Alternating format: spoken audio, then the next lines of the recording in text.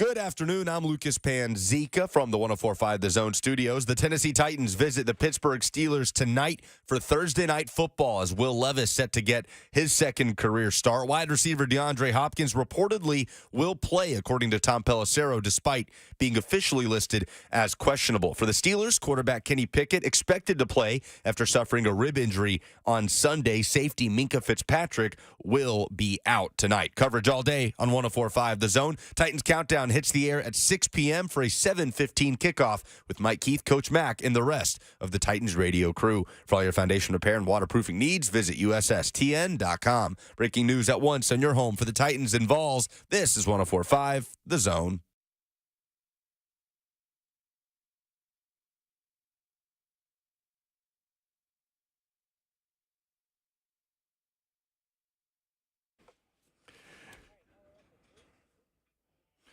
Yo, what up, Nashville? 3HL is on the air. Brent Doherty, Don Davenport, Ron Slay. More on that in just a bit. It is game day in the Music City.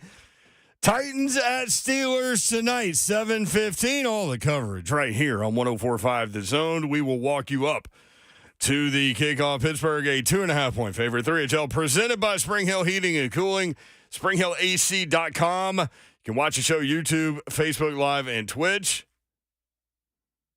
Twitch, please. It is game day coming up soon. Big Savagery, Ramon Foster will check in live from Pittsburgh. Also, so here's how today's show works.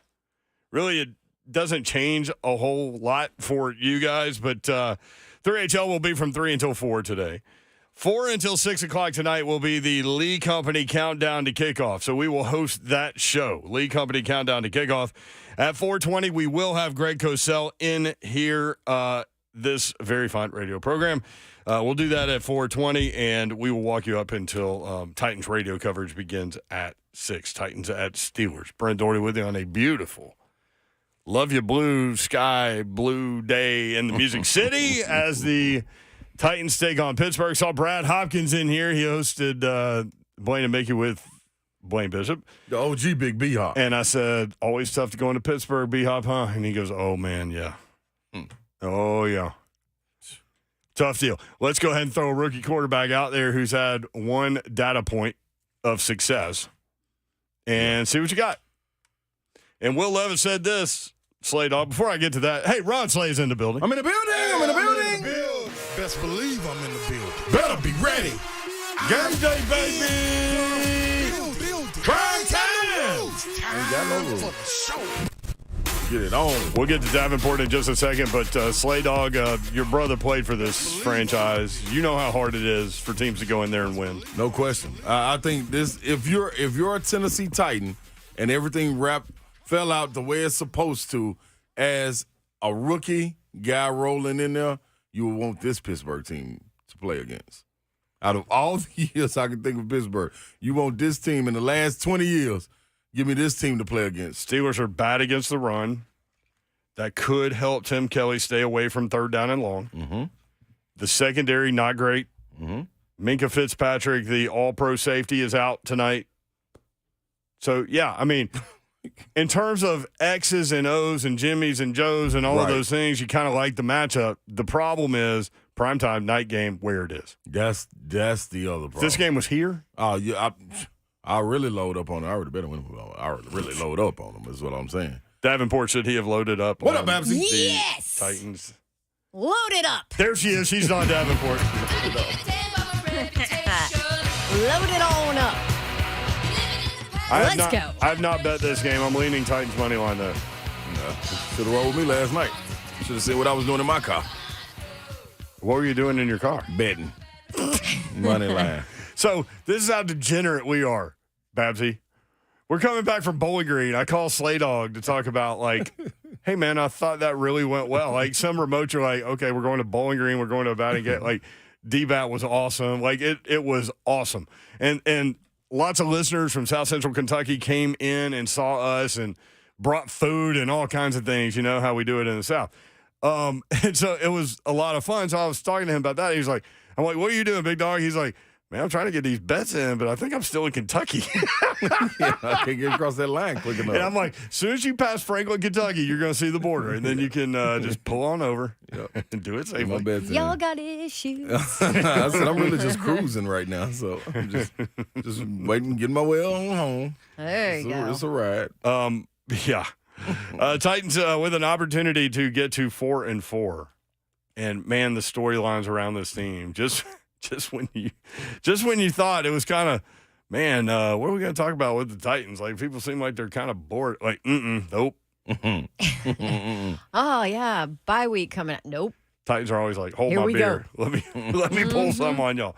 Let me gift you a rookie quarterback who goes out and throws a historic performance at everybody. Yeah. And then let's see if he can go on the road in Pittsburgh and win. On a short work week. On a short week. Without Hubbard on the line. Imagine if they do win, and then you have a long week going toward 2 more road games and a big 4-game set. And then the questions start to pop up. You can almost see it happen, right? And then the questions start popping up like, if I'm Ryan Tannehill, I'm like, hey, man, my ankle's good. I'm ready to go. I got this long week. I'm ready to go. And then what? Like, if you are looking at a situation with a rookie quarterback that's 2-0, what do you do in that moment? You roll with your future franchise guy, and it's not even a question, but we'll talk about that after tonight's game, right? We'll see what happens. Because listen, I know that they're just looking at social media and hearing from Titans fans and whatever else. There is so much excitement from Titans fans for this game because they want to see what Will Levis looks like after teams have tape of him. Does he bounce back down? Does he pop down with a performance? Yes. You think he does? I think that there's no question. There's no way it's going to be what it was. And as Coach Mack always says, keep your powder dry, right? Tonight will not define Will Levis's career. It won't. No, and that's the big thing. So many Titans fans are so excited about seeing him again, and I don't want to be like the wah wah. But wet blanket I am Babs. the wet blanket. We've seen wet blanket Babs. I just want Titans fans to temper it just a You're little bit. afraid to get excited. And I'm concerned. I am very concerned about a short work week and about this offensive line and about what. All right. So that's where I am on it. I see you over there. Slade does not agree with me right now. He's simmering and a little bit. I love that. I love that. Yeah. Because I'm at the point watching Vol Nation go through this and having to explain it to them. And now when you start to see the Titans getting their footing, and you see it's okay, y'all. It's okay to have nice things and be excited about nice things. It's okay to wear your good clothes to school and be like, all right, man, I'm gonna go out on the playground in them. Yeah, they're gonna get a little dirty. You can wash them. The new Jordans. Yeah, you can wash them, and guess what? You can repeat them and run back out there. You're gonna be fine. You still got new nice clothes. It's all right, and you ain't gotta be poor. It's all right, man. Show the people, listen, I got $13 and I want a $10 bag of chips instead of a $2 bag. Yeah, may not be the biggest, but I live okay. my life like you're explaining right now. Yeah, it's the moment. Fear is a liar. Yeah, because guess what?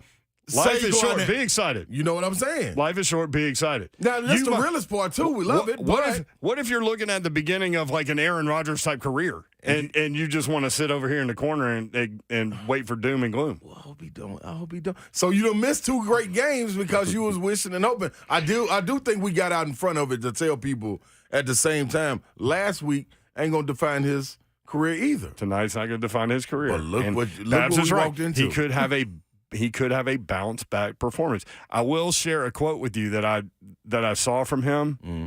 That kind From of him? Yes, that kind of I think looks inside him a little bit in terms of who he is. And Babs, you've been around him a lot.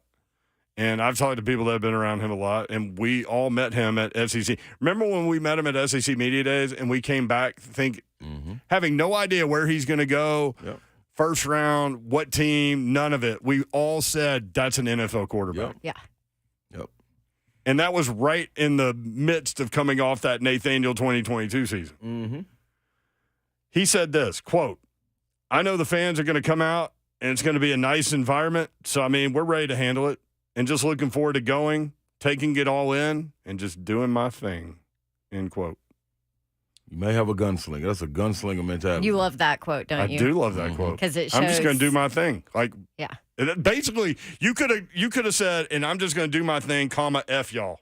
Yeah, it doesn't matter. You just left it off. Be great. See, I'm doing me. Like, you hear coaches say this all the time. We used to tell our kids this in travel baseball. It's like, it doesn't matter who the opponent is. You worry about you. Mm-hmm. They got to worry about you. Right. That's exactly what he's saying right there. Yep. I'm going to go out there and do my thing. Exactly. Agreed. Now, my biggest question of Will Levis is, and I think we all saw what kind of ceiling he could have, and that's a exceptionally high one, is I'm actually anxious to see that bad performance and to see how he bounces back from it. That would be the unfortunate thing here, is if he did not play well and then they go back to Ryan Tannehill, so you don't get to see how he responds to like a more that would negative. be the worst. Wouldn't it? Because you wouldn't be able to see what the response is. And that's my biggest question with him now. I think he's the kind of player that needs a response if something doesn't go well. Do you know what I mean? Yeah. It's going to be fun. But that's tonight. okay, because we'll talk about that if it happens. This is going to be one of the most watched Titans games and listened to Titans games, like regular season 3 and 4. Like, perfect storm. The only thing I hate about it, we get extra time to break it down, whether it be good or bad. We do, and we'll do it all day long tomorrow. It's going to keep building regardless. All day long tomorrow, 104.5 The Zone, no matter what happens. Here's the other thing about like a rookie quarterback that has success. It gives so many people hope that people that aren't necessarily day-to-day sports fans, day-to-day Titans fans, are in tune with this storyline. Start checking it out, yep. You know what I mean? Like, you can go ask your aunt down the street, you can ask Grandma Betty, whoever, and they're like, what about this Will Levis boy? He throws it all over the field. Here, you want a blueberry muffin? Yeah, man. Warm it up for me. Yes, ma'am. A little butter? Yes, ma'am. Cut that thing in half, a little butter on it. Yes, ma'am. Hit it in the microwave for a second. Yes, ma'am. 615-737-1045. Let's go up to the Bluegrass State. Kenny in Kentucky. Kenny, what's up? Not much, guys. First and foremost, you got a couple of things. I love the show. Thank you, brother. Absolutely love the show. Listen every day. But it's not a matter of if he's going to have a bad game. It's a matter of when. Right. Will's going to have a bad game. All pro quarterbacks have bad games. I just saw Patrick Mahomes had one. Patrick Mahomes just had one. Yeah. I talked about how he was like running around in the backfield and he got tackled by his offensive tackle. Like, it happens. Josh Allen keep having. So don't write him off. The public service and that. You can listen to me or not listen to me. And I'm not talking to you specifically, Kenny. I'm just saying you brought this up and got me down this path. I wouldn't write him off if he has a bad day today. Right. No, absolutely not. But another thing, one of the things that I really think that he's playing with a chip on his shoulder right now. No question. He's going to show the other 31 teams exactly what they missed when they passed him up in the first round. He's a huge chip on the shoulder kind of guy. I was talking to somebody the other day and said that draft day experience is still simmering right there. Yep. And there is no thank you, Kenny, for hey, be safe out there driving. It sounded like he was driving big rig. That's still simmering. Yep. We all talk about. You know what? I think it will forever for him. He's that kind of a guy. Never coming off that. Yeah. I think like all competitive people have that moment in their life that drove them, and you can point back to it. I mean, I talk about this all the time. Billy Shears was my program director that told me I would never be on the air. And you always talk about him, yeah. I have no idea what he's doing right now. Like, I have no idea. He could be, have $1 billion. I don't know, but I do remember that. Yeah. Well, I even remember talking to Levis when he first transferred to Kentucky, too, and I got that immediately. He is a chip on the shoulder guy. Tell a competitor he can't or she can't do something, and then get the hell out of the way. That's all you need. A little bit. I know you had it. Yeah, I'll keep it right now. I know you had it. Keep it right now. Zeph, I know you had it, and we hadn't even talked about it. I guarantee you. You have to. 615-737-1045. Man. Have y'all looked forward more to a regular season 3-4 type team game? I mean, this is up there, dude. I can't wait. Yeah, I thought this was going to be good anyway. I didn't know this was how it was going to play out, and these were going to be the storylines walking into it. But hey, I'm here for it. I'm here for it. Yeah, got so much information for y'all for today's game, analytics, all of it. Let's dig in. Ready for you to dig in. What we'll do when we come back, we'll go up to Pittsburgh, and we'll check in with Big Savagery, Ramon Foster, prepared to be on the other sideline today. I love it for him. And we'll talk with Ramon Foster next. 3HL 1045 The Zone.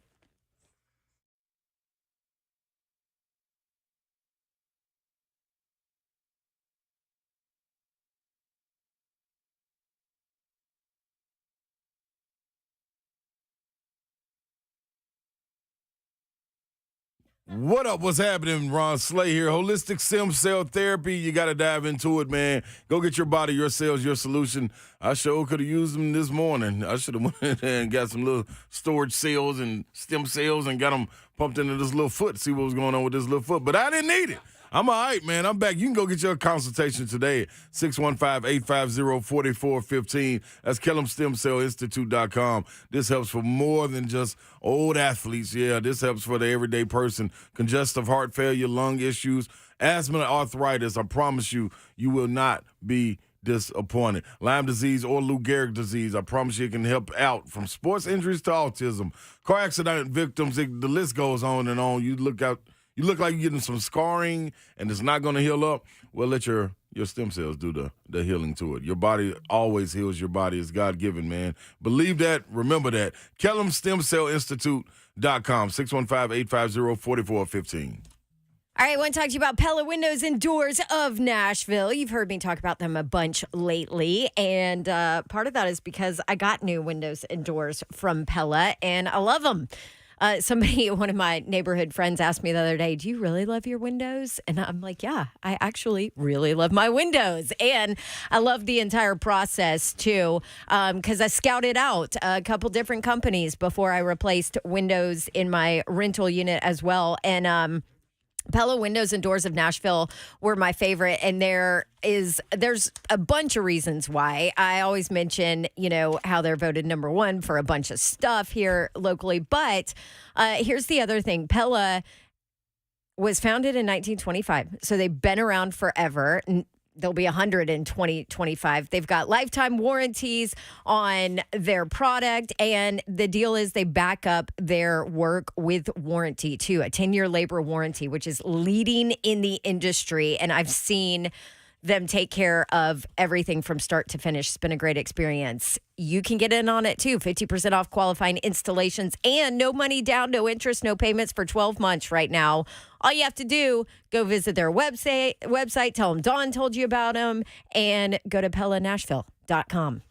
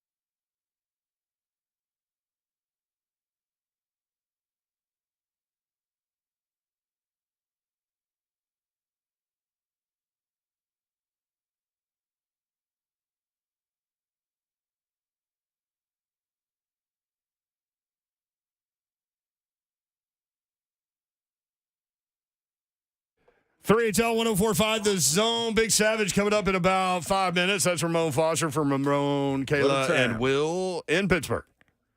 That's right. On the sideline. Going to get that done. Yeah, he will be on the Titans radio broadcast. On the Titans sideline, played so many years, so many games in that stadium on the other side of things. He'll probably hear from his guys a little bit. Nah, heard. Hey, man, what they waiting on, yo? Once you step foot in the city at a place that you played at, I don't care how long it was or whatever, but you played and you left an impact, you gonna hear immediately when you step in. They know when you coming. Especially when you step in with the opponent. Yeah, even more so. Like I remember I went up there with when last year. Remember when Tennessee played Pittsburgh? Yeah. Dog, it was a greeting out of this world, and I was like, oh wow, like we're in the team meetings. I remember the picture of you guys after that game in the suite, and there was no one left in the building. Right, like y'all were literally the last two people in that building, and that was Mr. Rooney's suite. That we wasn't just in any old suite, you know what I'm saying? Right. Like we was in Mr. Rooney's suite. You're like, I ain't playing around. Don't cheat me. No, heck no. No, they love dude, man. He left a hell of an impact up there, and I told him today, man, hey man, soak all that up, dog. Enjoy your why? flowers. That was the perfect franchise for him because he's such a put your head down and do your job guy, and that's what that franchise is. Mm-hmm. Without question. No doubt about it, man. It's going to be a fun game. Titans-Steelers coming up tonight. Steelers by 2.5. DeAndre Hopkins will play. Great. Tom Pelissaro saying. Which we said yesterday. We expected him to play. He's been listed as questionable before.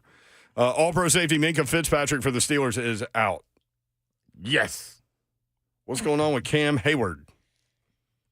Like I said yesterday, I don't think it doesn't matter because there's no way in the amount of time that he missed that he's going to be able to come back and make, don't look at me like that, and make a ridiculous impact for a long time. Now, maybe he will a little bit, but you can't come in after not playing for since week 1.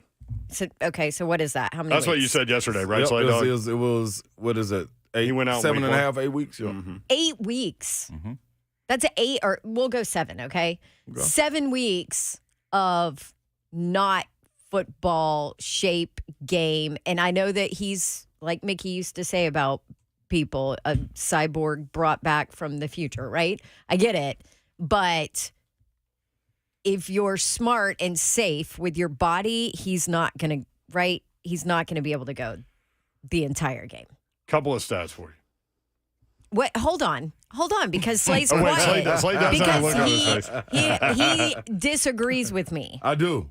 See? And reason being is because it's some people. Now, I'm guaranteeing, I'm definitely agreeing with you on the for a long time. But when you get a guy of that magnitude playing, I think he's going back to have an impact because I don't think You're saying he's going to have an impact that's going to affect the game. Is what you're saying? Because he's not going to go out there. Let's say he gives you 10 snaps. He's going to give you 10 of his best snaps. Yeah, we just started talking about how competitors are. Like you don't come back to a game on prime time. You know what I'm saying? When you can wait one more week and it's going to be good. Like they going to be all right without you. You know what I'm saying? But he wants to have an impact, and he's going to go out there and have one. 7 weeks is not like they said you were cleared yesterday and he got back out there and he's going. Like, I believe he got ramped up 2-3 weeks, you know what I mean, try to get some conditioning in, get back right. And you know your body.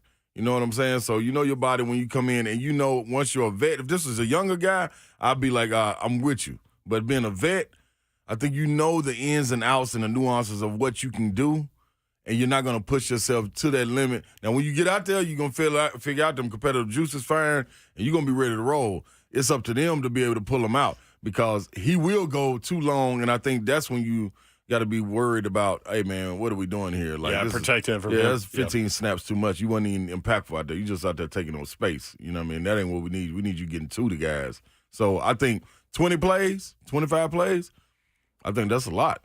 Couple of stats, great points. Will it be impactful? By both of like y'all. You said, though. Okay. That is one of the key factors, I think, when you're trying to dissect what's going to happen tonight. Yep. Because the Steelers without Cam Hayward have been deluged by runs. Yeah. I mean, just rushing attack after rushing attack, just like this, the one I would want to come back to. You know what I'm saying? This is the one I would want to come back to. Playing against a smaller Brewer, like give me that. If I'm Cam Hayward, what? As strong as he is, man, he might pick him up after. Like, dude, a strong dude, man. I'm telling you. Couple of nuggets, and Are then you we'll talking go about to Aaron Brewer? I'm talking about Cam Hayward. You're talking about Cam Hayward picking up Aaron Brewer? Yeah, 6'5", if it was 300. Big Jeff facing Aaron, I'm gonna say Corey Brewer. If it was Big Jeff facing Aaron Brewer, imagine what Big Jeff would do with Corey him. Brewer. I don't want Corey Brewer trying to block Cam Hayward. That might be how it look. I'm just going to say Aaron Brewer is a tough dude. Hey, man. He is. All right. Cam Hayward 6'5", 300. I'm with him. All right, couple of nuggets. See, Babs likes to put me on this little ledge. I don't want to be out here. Couple of nuggets, and then we'll get to Ramon real quick. Steelers are one of just 2 teams since the merger with a winning record through 7 games, despite being outgained in every game. It's a crazy stat. That's tough. Also, Mike Vrabel, in his last 24 as an underdog, 16-8. Straight up. 2.5-point dog tonight. Ramon Foster's in Pittsburgh. Ramon, what up? Not much, man. Well, a lot of everything. Y'all called me right before I just got back to the hotel room, and then I showered, and now I'm about to head straight to the stadium. It's been one of those days, man, from 6 till 6, man. This is what it's looked like. Well, that's what happens when you're an all-star going back to the city where you're, like, loved and everybody wants to see you. Well, you're an all-star in almost every city you go to, Babs. I'm not going to let you off the hook. I got you just not donning all the sidelines around here. I know your style, okay? You big time out here. Right. Let's just start it with big picture on how hard it is to play at that stadium, and how do you think that affects a rookie quarterback? Not just a rookie in general, but this rookie quarterback. This one, man. One thing I will give Levis credit for is he seems to have poise. I think he's a little ticked off about, how it was portrayed at the draft. I think, of course, that letdown always plays a part into guys' motivation. So it may not be as bad, at least on the surface. Underneath Babs, everybody goes into it and understands if I can control that crowd, I can control the game. And that's where the issue is going to come into play. I look at, how I've seen teams come in with rookie quarterbacks and just kind of say to myself, boy, we about to light them up. That's my mindset every single time a rookie, we've played a rookie quarterback that has to go to that field. It's just that, we about to light them up. So, of course, and listen to all the conversation that we're having about what that stadium and field and everything that goes into it looks like. So he has to have poise tonight, Babs. It's got to be one of those things where he can't let this moment be too big for him. And I know you're probably saying, well, Ramon, this ain't no daggone Super Bowl. It's not. But when you're trying to establish yourself in this league, you need to have those key victories. You need to be able to go into adverse situations and come out on top. And that's going to be that can be a struggle tonight. And I'm not saying that's the impossible task, but I just know the history of at least facing the defense. It always shows that he should be fine. He played in the SEC. He's been in front of big crowds. He's had all those things in front of him. But here's the other side of that. He hadn't done it as a pro. And pro defensive coordinators and defensive head coaches like Vrabel, like Coach Tomlin, those type of guys like to show you why they are who they are and why their defenses are always one of the top tier parts of their team. That's what he has to face tonight. It ain't impossible, but I've seen this show before, and guys have to be really good, and they have to have a really good support system. Steelers need to get pressure for sure, and force 3rd and long and obvious passing situations. That's when they really can go after a rookie quarterback and do some things in their secondary. I know people are talking about how their secondary is not very good. I do like Joey Porter Jr. now getting his second start as a rookie at cornerback. Really talented guy there. But, all you hear in terms of the metrics is, well, the Steelers suck against the run. The Steelers secondary is not very good. Okay, well, how about on a Thursday night at home against a rookie quarterback? Then let's see what it looks like. That and the fact that Cam is back. I know a lot of people are probably going to say, well, it's just one dude. Well, imagine this Titans defense without Big Jeff. That's what the Steelers have kind of been dealing with a little bit. I heard Ron speaking about Savage. My bad. Golly, I'm acting like a professional right now, Savage. You're getting ready for tonight. I was almost locking in too much. But I mean, you can call him Ronald if you want to. I mean, no, I won't disrespect him like that. We know what they're doing. Disrespect. But that is where it just lies. And this is also Cam's first game back. So you got to figure out what his growing is going to look and feel like and how they respond to it. If they can stay ahead of the chains, they have a real good chance of winning. Of course, that means they got to stop Derek. And then, of course, watching what D-Hop did last week and how you got to play all the other weapons. I'm really into how I think Josh Wiley can be incorporated into this offense. Pittsburgh hadn't seen much of him. Not many teams have seen him in general. Right. I think he has the potential to be one of those guys, especially with his rookie quarterback, with the tools around him. So it's a tall task for I'm going to be honest with y'all, both teams. You would have asked me who I think could win tonight, and I would straight up tell you, I don't know. I can tell you what certain situations could go right for either team, and I can also tell you what situations can go wrong for both teams that's going to make them lose. But we're not out there playing, and we're going to have to see what this look like when it comes down to how they play each other. This is the best matchup for these two teams that are going into a Thursday night game. Here's why I think the Titans win tonight, okay? And this makes no sense whatsoever. But a lot of what I say makes no sense whatsoever. I think the Titans win tonight because I can't fathom this Pittsburgh Steelers team at 5-3. I just can't fathom the way that they are constructed right now and the way that they're playing right now that they would be 5-3. I cannot imagine that. And that's not disrespect to your franchise. I'm just saying, team ain't got to A, apologize for me. Yeah, don't apologize for how you feel about a game in which we both break down. That's a fair assessment. That's a feel thing. I understand that. So we place bets and talk trash to one another about how we feel about certain stuff, and that's fair for you to feel that way. But here's the thing about it. I've seen that team and been a part of those teams where we've looked like that, what you're describing, and still come out on top. Yeah, no, you're right. You're right. There's not much out there on Will Levis as far as what he's capable of doing, so it might be still the element of surprise. People have been asking me how I feel about Levis and what he's doing. I'm like, the guy can just simply fling it. He may be throwing off one foot, but guess what's going to happen? He still has the upper body strength to be able to get it over there. You know what I'm saying? That's the difference in what we're talking about. We brag all the time about how Brett Favre had this and had that. Brett Favre also threw off his back leg and still threw a bullet to his wide receiver, tight ends, and running back. So I get it. I like what I saw last week. But, Savage, you know my motto on these things. And I say it time and time again. Do it again, Will Levis. Got to do it more than once. I mean, we talked about that on Monday. Nothing will humble you quicker than the NFL. Oh, my gosh. And that's because they have all these dudes who work in these dark rooms that break down film. Right. They scout you in college. They know about your tape. They literally investigate you to figure out what makes you quirk, what gets you going, what slows you down. It is an intricate process, and this ain't no Michigan steak right here, okay? This is just simply the way it's supposed to be played whenever they have that many people on staff that watch all your film. If you had to take one thing, Savage, from each opponent, what would you attack offensively from the Titans' perspective against the Steelers and vice versa, Steelers versus Titans? What's one thing that you would attack? If I'm playing defense against them? No, if you're playing offense against the Titans and you're playing offense against the Steelers, what's one thing you would attack for both fronts? If I'm the Steelers, I attack this team by going at the outside edge. I want to see if Harold and I want to see if those guys on the outside edge can hold up. Arden Key, I want to see that if I'm going to go at them. I know what Big Jeff's made of. If I got a squad that I feel like that can tussle with Big Jeff, I challenge it just to see what it looked like. But that's where I'm at. And I also would look at the linebackers. So give me outside edge, give me linebackers is where I'm going to attack.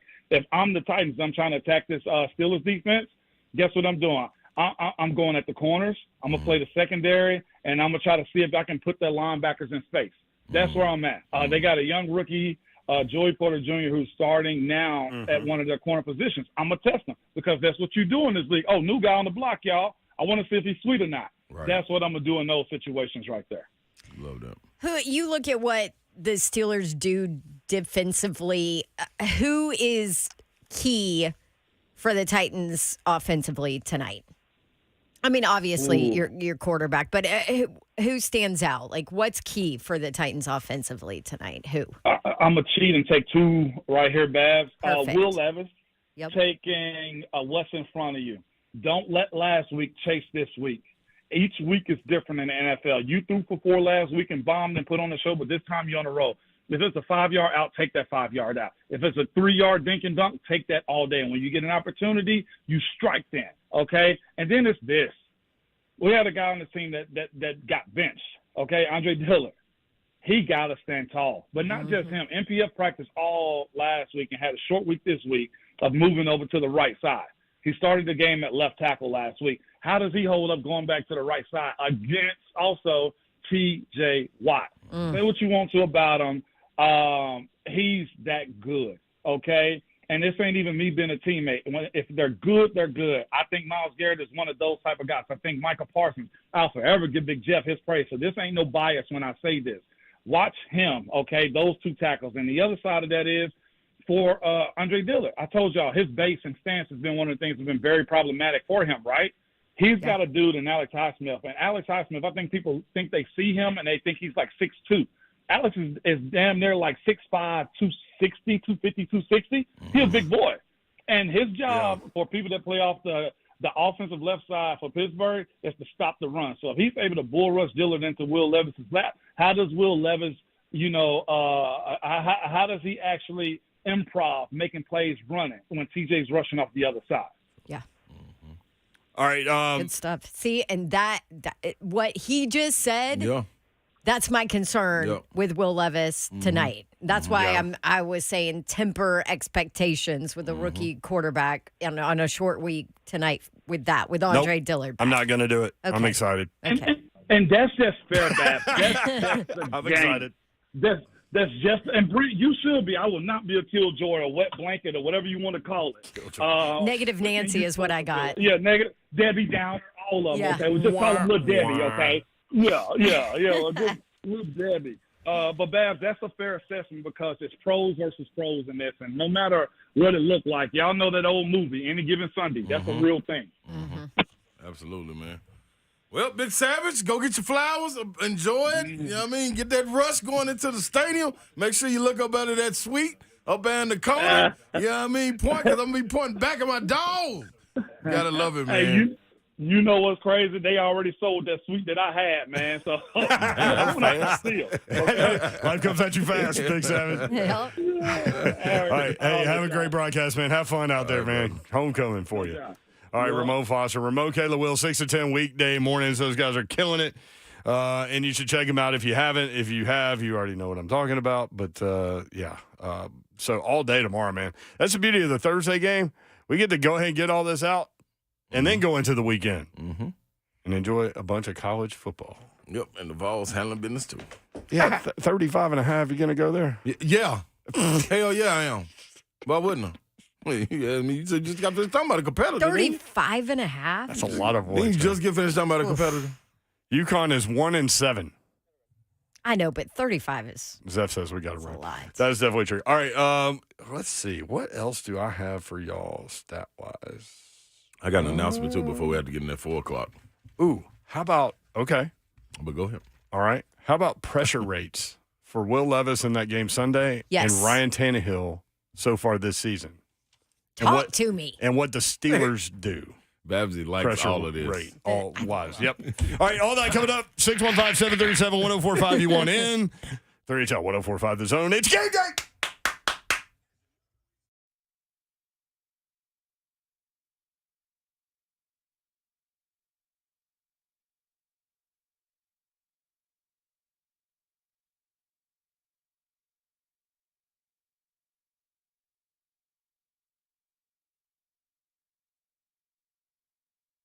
What's happening, good people? Let's get our lights on. Yeah, even through storms or whatever, cold winter. Down here in the South, I'm going to tell you, especially right here in Tennessee, man, lights and things, electricity always go out. As soon as those winter storms hit, either it's an ice storm or a little bit later, you can prepare for the future. Even when the rain starts to come, a little gust of wind may knock it out, but you don't have to go without. Not with your electricity. I'm talking about that refrigerator can keep on running, keep running laps with Cove generators, Babsy. Yeah, keep running like maybe Derrick Henry will run tonight, huh? How about that?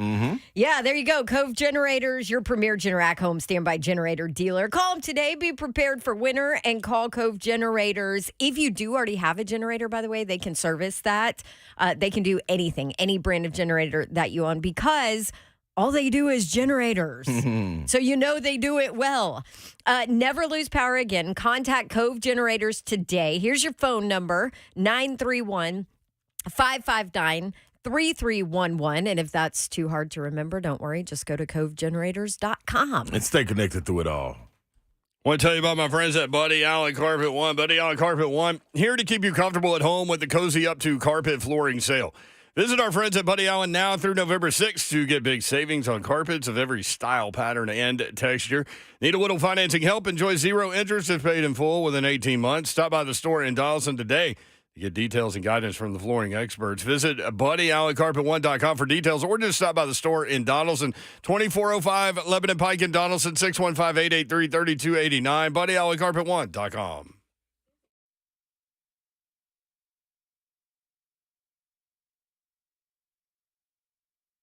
Life is busy. We could all use some extra time in our day, which is exactly why Two Rivers Ford offers mobile service. We'll bring the service to your driveway at no additional charge. Oil changes, brakes, batteries, the certified technicians at Two Rivers will perform basic maintenance on your vehicle wherever you are, so you'll have more time for moments like this. Schedule your mobile service appointment by scanning the QR code or calling Two Rivers Ford today.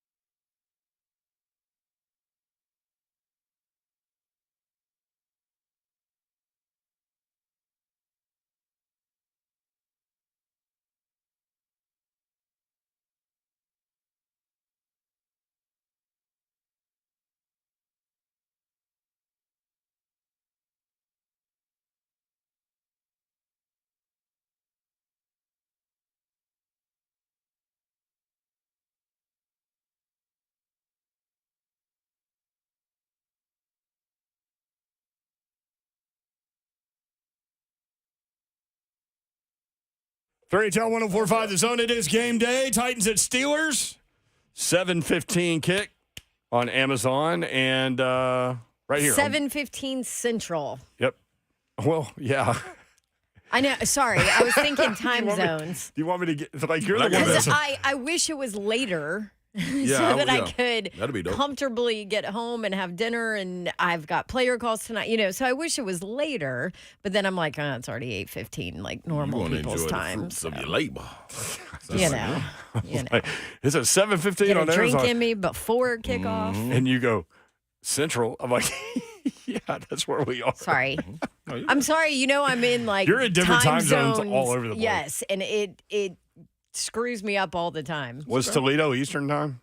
Yes. Yeah. Toledo funny is because- Eastern, but then I've got like someone on my crew, Shriff, lives in Vegas, so that's a completely different time zone. And then teams talk to you in their local time zone. And so then you're trying to like figure out, okay, or they're like, oh yeah, 10 o'clock your time. And I'm like, well, hold on, I'm Central. So yeah, it's crazy. Yeah, a little peek behind the curtain. So when we book guests, like that becomes an issue sometimes. Right. We have to make sure. And so like, for example, Chris Lowe, I always just like when I text him about coming on, I just keep it in his time. So I'm like, you want to come on at 5, which I know is 4 for us. Yeah, see, You know what I that's mean? a good idea. So he'll be on tomorrow. We had talked about him coming on today, but that was before I realized that it's game day. We will have Greg Cosell today. Yes, 4:20.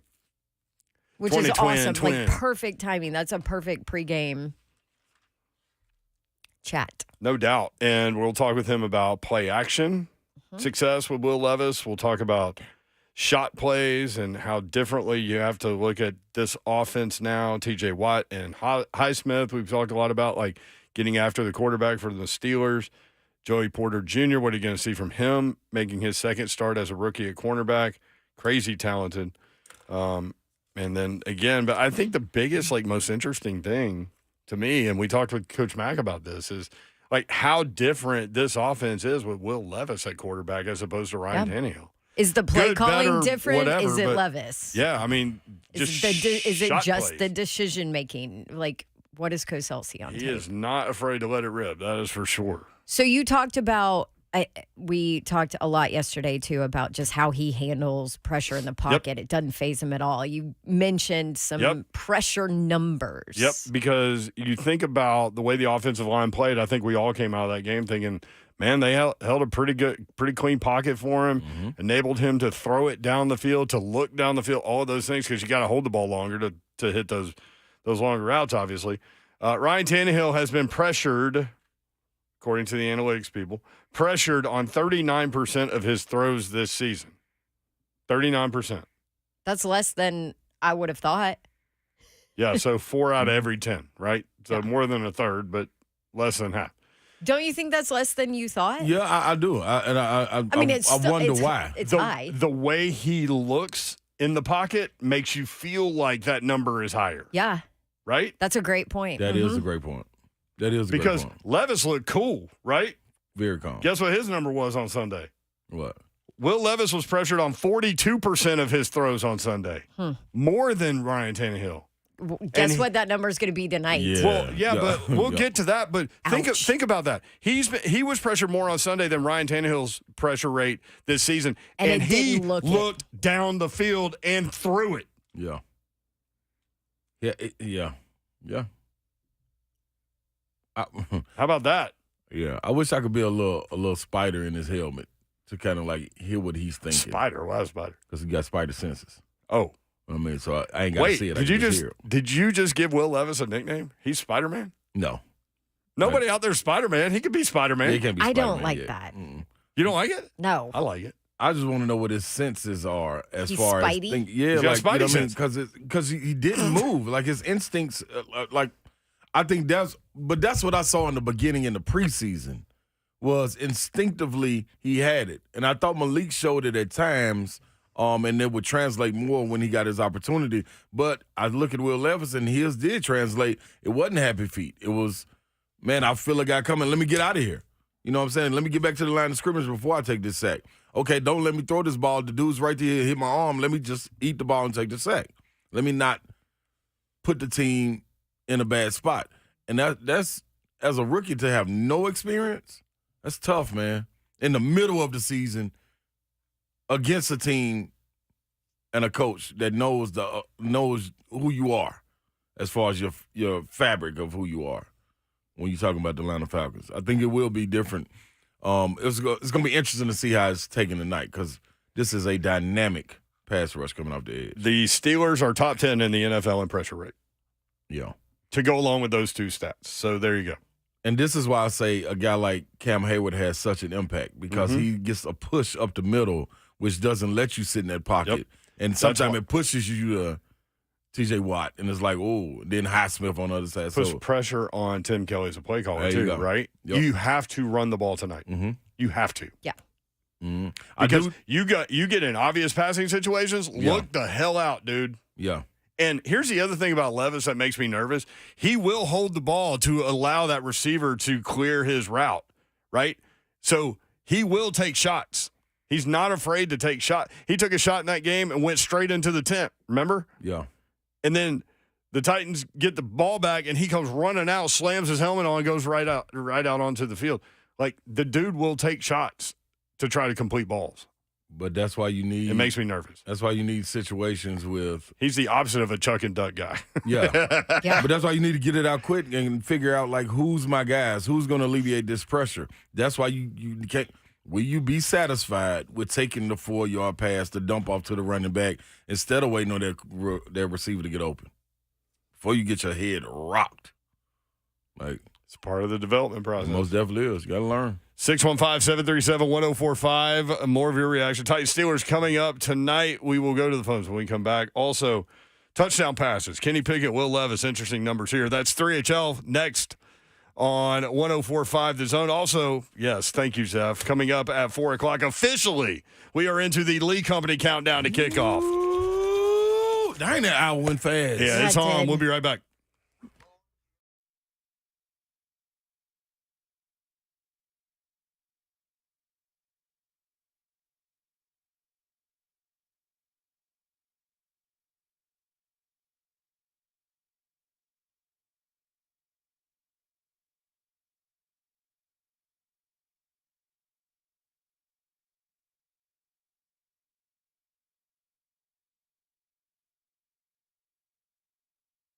Need a mobile plan to keep you connected while not feeling like you are draining your bank account to afford it. From Xfinity, the home of the 10G network, the future starts now.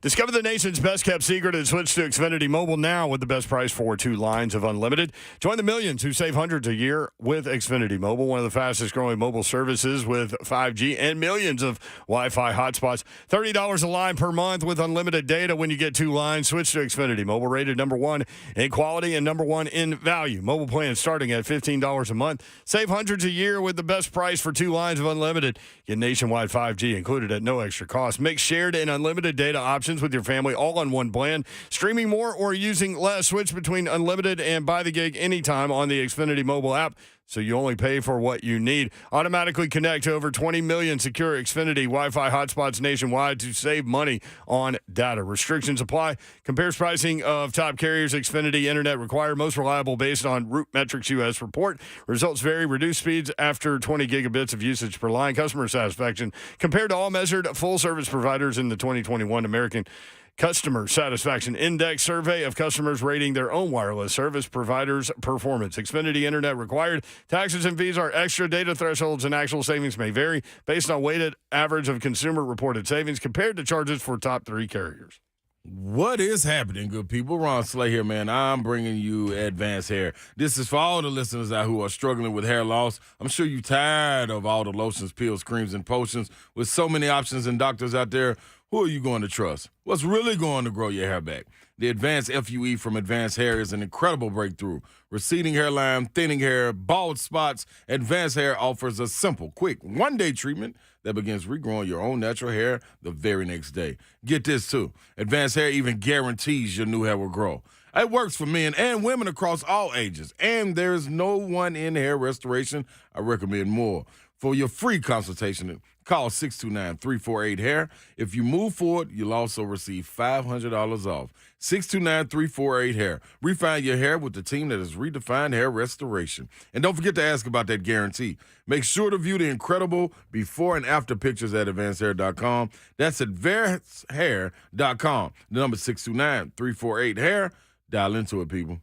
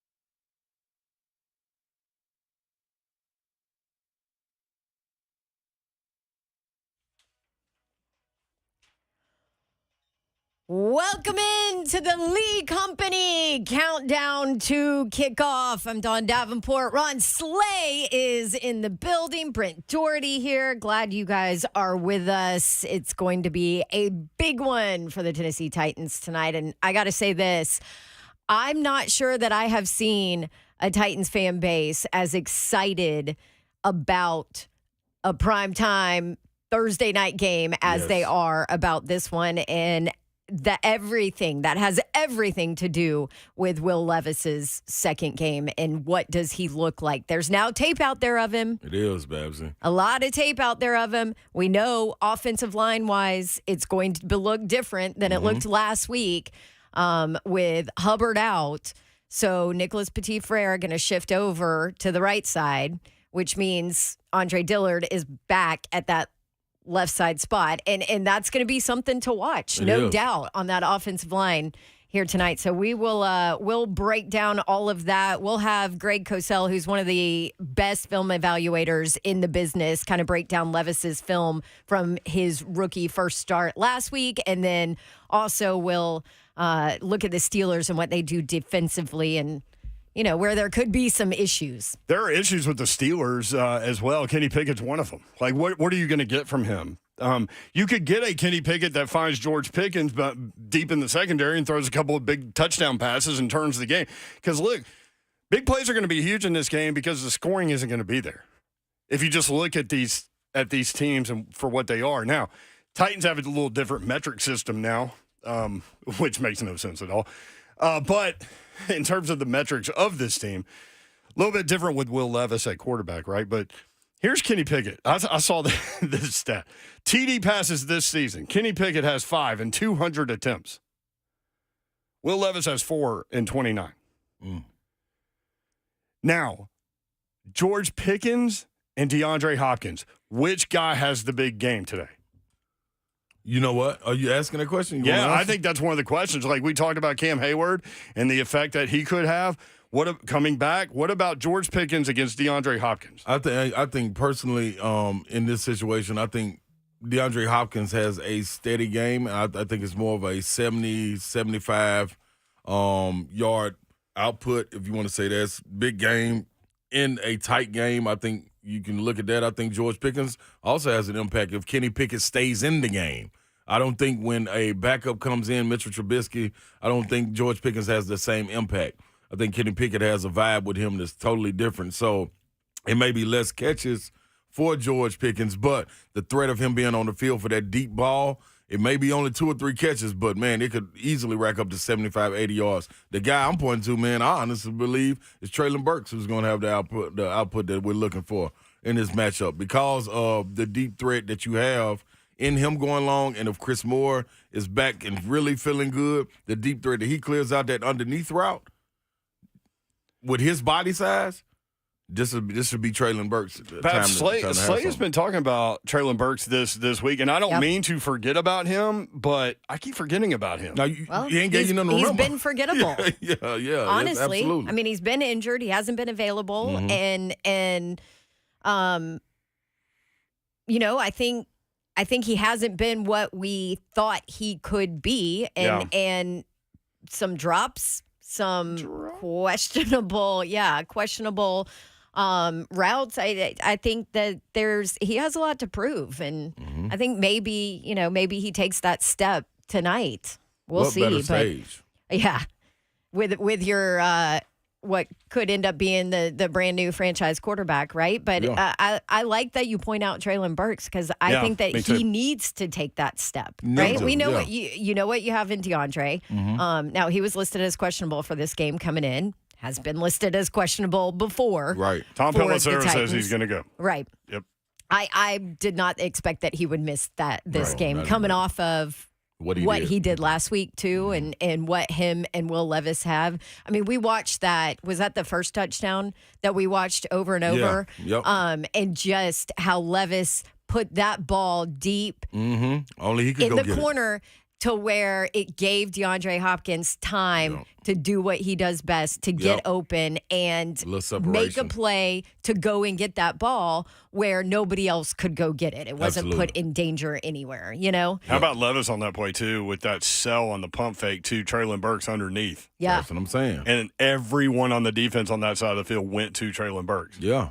Yeah, and then he throws the touchdown. It makes people stand still in a sense, like, hey, don't overcommit too much. This young fella got an arm that can get it there. So that's why I'm thinking a guy like him. And then when you got a gunslinger mentality, you run your routes a little bit different. It's enough for it all to go around. You can get 6-7 targets of D-Hop. It ain't kind of like Ryan Tannehill back there where he was 9 targets of D-Hop, 2, 1, 1, 1, 1. You know what I'm saying? Like, you got enough to go around. Hit everybody up. Traylon, NWI and Traylon Burks, I think they're huge in this one. Here's the other thing, too, with that gunslinger mentality, because that's what he is. Like, those back foot throws and all that stuff, that did look a little bit like Brett Favre. You know what I mean? He's going to throw interceptions because this is a guy who will take chances. Now, he always has his entire career, and that was one of the knocks on him. He did such a good job with the shoulder fakes, though, to keep the safeties out of the play that he didn't throw contested balls on those deep shots. So we'll see if the Steelers are a little bit better there. Lee Company, countdown to kickoff is underway. Brent Doherty, Don Davenport, Ron Slay. Lee Company, all you need. Visit them online, leecompany.com. 615-737-1045, 615-737-1045. You got to understand, too, when we're talking about gunslinger mentalities and you're getting receivers an opportunity to grow with you, Kyle Phillips, Chig was targeted a lot. Last Chig game, needs to catch the ball. He's another one that needs to, because you're getting opportunities. That is one that stands out. Him and Traylon Burks. Right. I don't want to say be better. Like, that's a little harsh, right? No, that's what you always say. No, but you ain't got no choice that comes off league. A little harsh. But especially with Chig, like, I think he can be such a difference maker in this offense. But there have been some untimely drops for him. That was such a well-designed play. It was beautiful. They knew they had that during the week. Yep. And they call it, and it's there, and he drops it. Good thing is, though, your Babsy, you ain't got to worry about it because you know who's back. Josh Wiley. So them same opportunities that you were getting, Wiley was getting those opportunities too. And the reason we started to see Wiley more was because Chig was having those drops and he got more opportunities. It was like, oh, we got some. Then he went out with the injury. So it put it back on Chig. But now you better understand, hey, man, you got somebody breathing over your shoulder. It's 6'6" with a hell of a catch radius that can get busy too. So you're looking at that. D-Hop's emerging and taking off. Traylon Burks, don't be forgotten about. You know what I'm saying? So with your opportunities, you got to go out there and protect the ball. This is what I was saying. Protect the ball, protect your quarterback. If he give you those opportunities and you know you're not going to be able to get it, you may have to play defense because gunslingers, they're going to give you a chance. But in order to keep getting those chances, you got to protect me too if I'm the quarterback. You know what I'm saying? So may play defense, knock it down, hold them, offensive pass interference or something. Don't let me throw this pick, dog. You know what I mean? I'm giving you the chance. 615-737-1045. Lee Company countdown to kickoff. Alex in Franklin. Alex, what's up? How are you? Hey, guys. You know, yeah, he's a rookie. But the one thing that impressed me that our starting quarterback hasn't done, he doesn't have the clock in his head. Yeah. Every time he was getting blitzed, he had that ball gone in a second and a half. Mm-hmm. And that is what they teach you when you're a quarterback. When you see blitzes coming, you get rid of that ball. You don't take the sack because you're 5-7 yards back. You know, and on the long balls, we have a special guy who knows how to catch those balls. Plus, he's got some of the best hands still in the NFL. Mm-hmm. We're just lucky. And also what I noticed was that when we were completing passes, the defensive line was giving more room to Henry running. I mean, Henry, you know, he hadn't been himself really. But then again, some of the defenses, like Cleveland, they were really good. And we saw them. But last week, Henry was making some really good chunk runs. And I think we're going to have to do that tonight to Pittsburgh to kind of slow them down. You know what's interesting? I think his longest rush was 12 yards, but he was pounding away at like 6-yard carry, 8-yard carry, keeping them out of 3rd and long, which is a benefit to a rookie quarterback, I think. Great points, Alex. Appreciate you, man. 615-737-1045. I think it's wonderful, dog, that we know we led with what the quarterback and the receivers are going to do. So imagine what the defensive meeting room is talking about. As I'm wearing my Derrick Henry, you know what I'm saying? Yeah. Like, you still have 2 dynamic guys in Tajay Spears and Derrick Henry. That's why I thought it was could go nuts. so interesting. Especially against this defense. Yes. But that's why I thought it was so interesting, like Coach Mack's point about how do you look from a defensive-minded standpoint at this team compared to how you looked at them the last year and a half, simply by changing the quarterback. Yeah. And he said with Will Levis, nothing against Ryan Tannehill, but with Will Levis, you have to defend every blade of grass. Yeah. You can't leave your guy. Yeah. He'll find him, and he's got the arm strength to do it. So that's sets everything else up. That's theoretically. Great. That's great because now you look at it and your defense gets to go out there and take chances. You put pressure on the opponent as an offense to go like, hey man, we got to keep up. So now Kenny Pickett may take chances that he don't usually do, just trying to keep up. If you get a 10-0 score, the way your defense plays, 13-0, something like that, you get up by that amount of points in a drag-out game. That's different. Yep. You start to feel the pressure as an offense, man. We got to try to keep up with it. How different is our conversation? Ain't this crazy? This week. You're talking about the offense going up by 13 points in a game? I mean, last week or 2 weeks ago, we're talking about the offense just finding a way to score. Yes. This is nuts. I mean, so different with what Levis put on the field last week, which is crazy. Jay on YouTube, play action possible with Levis. Yeah, and we'll go into this with Cosell. Exactly half of his dropbacks were play action against Atlanta. 32 dropbacks, 16 play action pass attempts. All right, Greg Cosell is coming up next. He's going to break it down. Will Levis, the Titans' new offense, and the Pittsburgh Steelers matchup. All that coming up. Greg Cosell next. 3HL has turned into the Lee Company. Countdown to kickoff on 104.5 The Zone.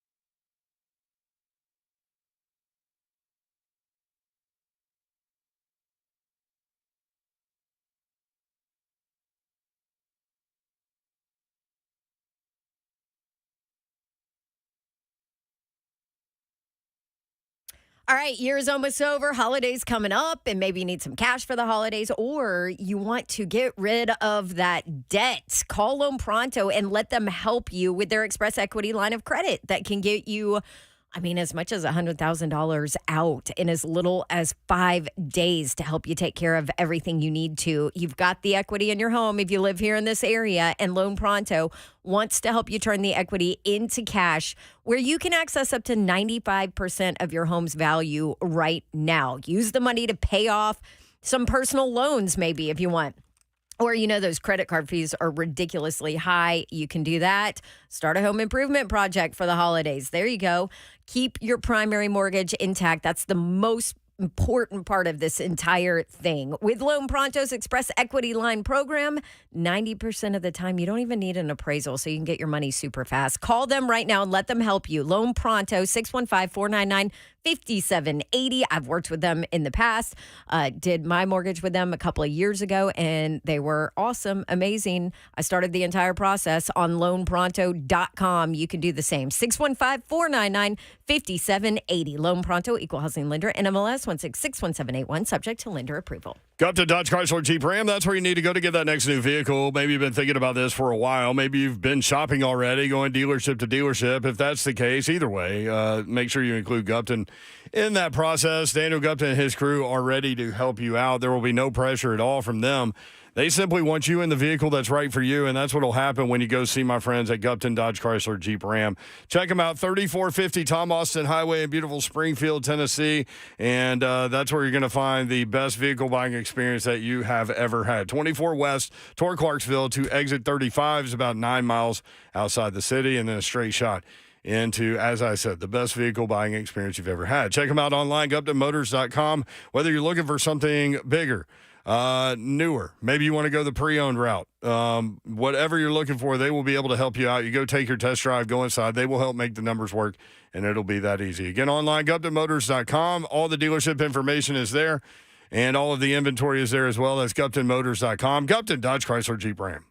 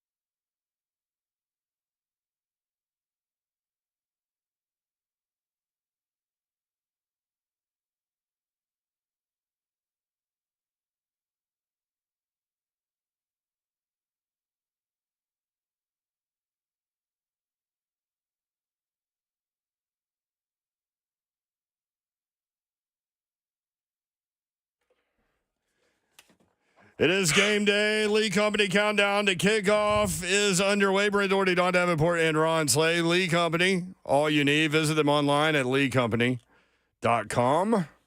Greg Cosell joins us now as he does every Thursday, this time on a game day. Cosell, good timing. How are you? Doing great, guys. How are you? Doing well. Let's start with the elephant in the room. That performance by Will Levis. Maybe start with some general thoughts on what you saw from the rookie quarterback against the Falcons. He was good.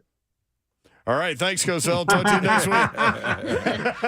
Good analysis. Were you surprised that things flowed so well for him? Well, it was a very interesting game because clearly the ball got pushed down the field. You're not going to have that many long touchdowns every single week, but he's an aggressive mindset thrower. He's going to stand in the pocket and deliver the football. And the long plays worked in that game. That won't happen every single week. We'll see what happens tonight. There are some concerns about tonight. We can get into those as well. But certainly it was an impressive performance. His last touchdown to Westbrook-Ikhine may have been the best throw I've seen on tape this week. Wow. What? Talk us through why. Well, you have to understand the play. Basically, it was shotgun play action boot, and Levis booted hard into the boundary. So, and then it became a deep throwback. And when you freeze, a couple of things. When you freeze it just as he's starting his delivery, Westbrook-Ikhine is actually outside the hash to the boundary on the same side as Levis. He catches the ball outside the numbers all the way on the other side of the field. Mm-hmm. So that ball was thrown with unbelievable timing and ball placement, given that he was throwing it totally across the field, and it probably traveled close to 60 yards in the air. And he had pressure in his face, so he could not step into the throw. He threw it off his back foot.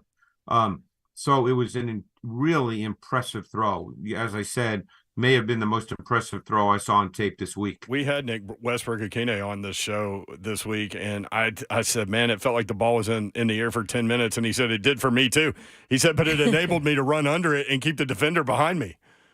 Yeah, well, like I said, he was outside the hash on the boundary side of the field and caught it outside the numbers on the field side of the field. That's so, crazy. I mean, that's a long distance to run with the ball in the air. And, he couldn't have handed it to him any better. So I don't know if you can answer this question, but we'll give it a whirl. So when you watch Levis in that game as a whole in offensively play calling, how different was the play calling? Was it different at all? Was it Levis's decision making? What was the difference offensively for the Titans' big picture as opposed to when Tannehill was in there?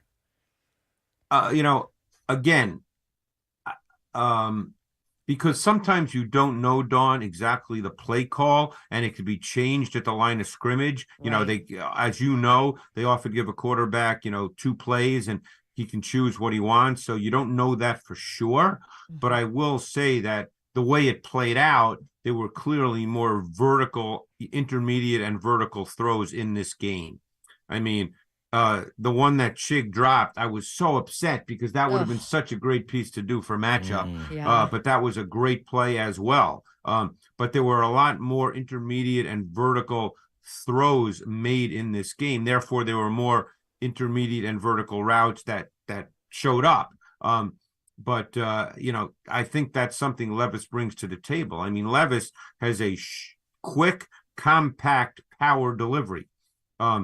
I think that there are certain things he'll struggle with going forward, which we all know. It's probably why he was the first pick in the second round. But in this particular game, they did some really good things offensively. The third Hopkins touchdown was also a beautifully designed play call that, I guess that was the 61-yarder that came late in the third quarter. It was a beautiful way to attack cover 2. Now, again, whether they knew they were going to get cover 2 or anticipated they would get cover 2 on a second and long, That's hard to know.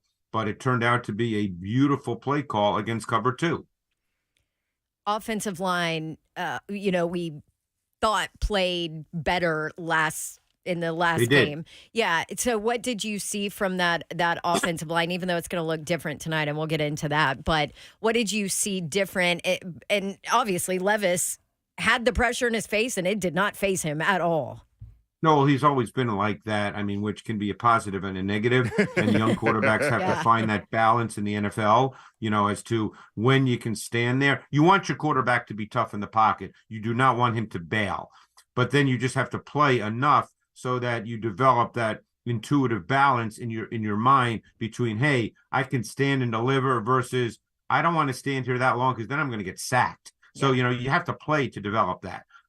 But there's no question in terms of innate toughness, he will stand there. I thought the O-line played better. I mean, obviously Hubbard got hurt after about 20 snaps or so, give or take. So they moved Petit Frere from left tackle to right tackle. Dillard came in, which I guess is probably caused a little bit of an audible sigh in the stadium, but he did okay. I mean, you could almost argue this was his best game. He did okay. I assume he's starting tonight, right, at left tackle? Yep, yes, that is correct. Yep. Now, see, this is where we can get into tonight briefly. Is they're going to face he's going to face Highsmith, and Highsmith has a phenomenal inside spin move, and he's going to see it, and he's going to have to be prepared for it. And obviously, Petit Frere is going to face T.J. Watt. We probably don't need to say a whole lot more about that. But those are two really good pass rushers, and it'll be interesting to see when they get to passing situations, how they go about handling that. Because, look, there were shot play calls in this game where you could max protect, and they'll do that again. They'll have shot plays where they want to push it vertically, and they'll have 6 or 7 man base protection. But there's also going to be 3rd and longs. We'll see what they do in those situations. Greg Cosell with us, as he is every Thursday. Lee Company countdown to kickoff. The Titans trust their home stadium to Lee Company to tackle their HVAC, plumbing, and electrical problems. They can protect your home, too. Your next play, visit LeeCompany.com. Lee Company, all you need. Cosell, with this arm that Will Levis is playing with, man, and how strong it is being able to make these throws, I'm looking at the film, and you see guys later on in the game, like 3rd and 4th quarter, safety's starting to take a step back or either stand still instead of, in the opposite, them taking steps forward, regardless if it's a run or play action. How much is that going to help Will Levis, knowing that the drop-offs, getting it to his playmakers on screens and guys being able to dump off of those 3-4 yard passes, in particular Kyle Phillips and Tajay Spears, how much do you think he's going to have to trust them eventually? And it's going to open up so much once he knows that if I give my playmakers the ball, they can make guys miss too, and let me trust that.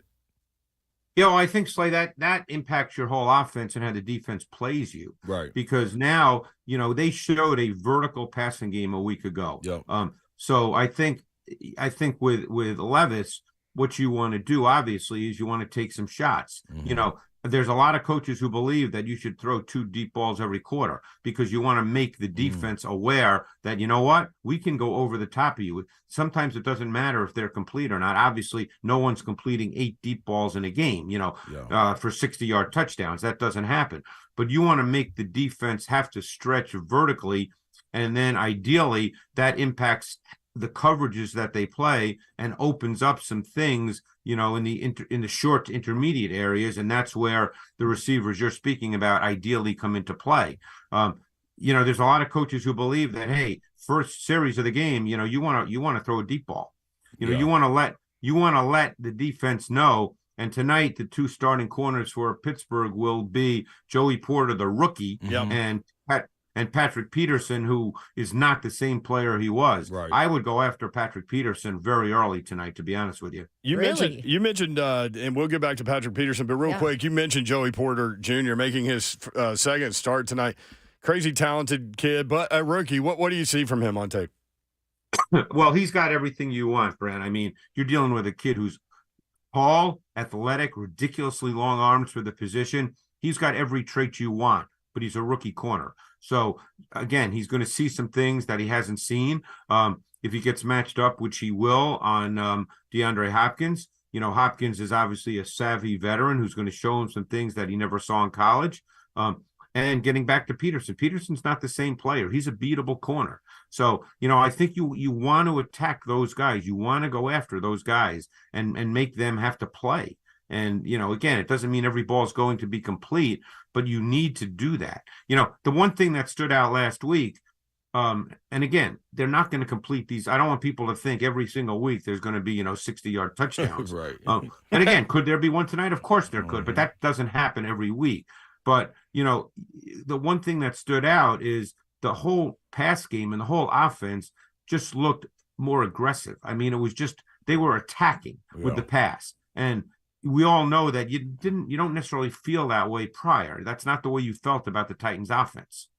So you talked about you would attack Patrick Peterson, because I look at it and I'm like, well, I'd go after a rookie, Well, they're going to go after both, in my opinion. All right. So what are you seeing then from Patrick to where you would say that?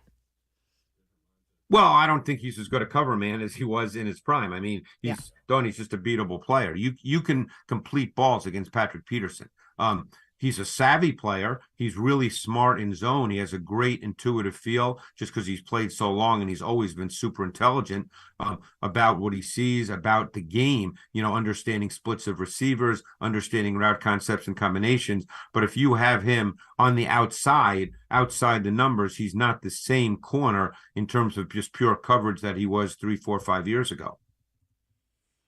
Good stuff. Greg Cosell with us on 3HL.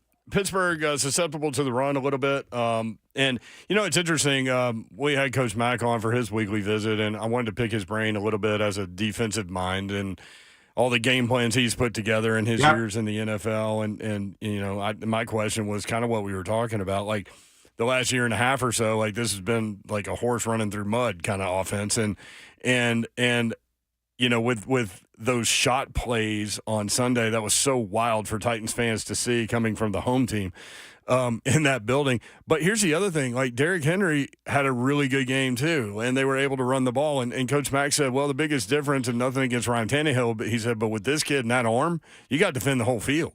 Well, that's what I was saying. That does open things up, right, in the run game. Do you think that the Titans will be able to run the football in this Steelers defense?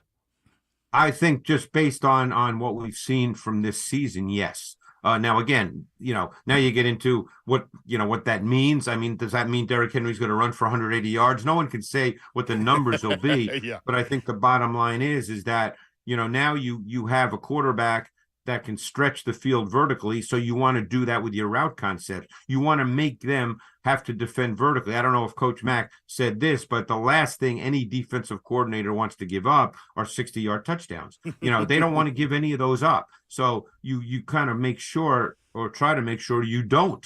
And therefore you do some things that impact your ability to do other things. No defense can stop everything, in terms of how it's structured. So, could this be a Derrick Henry game in the sense that he does get 22 carries, depending on how the game plays out? Of course it could.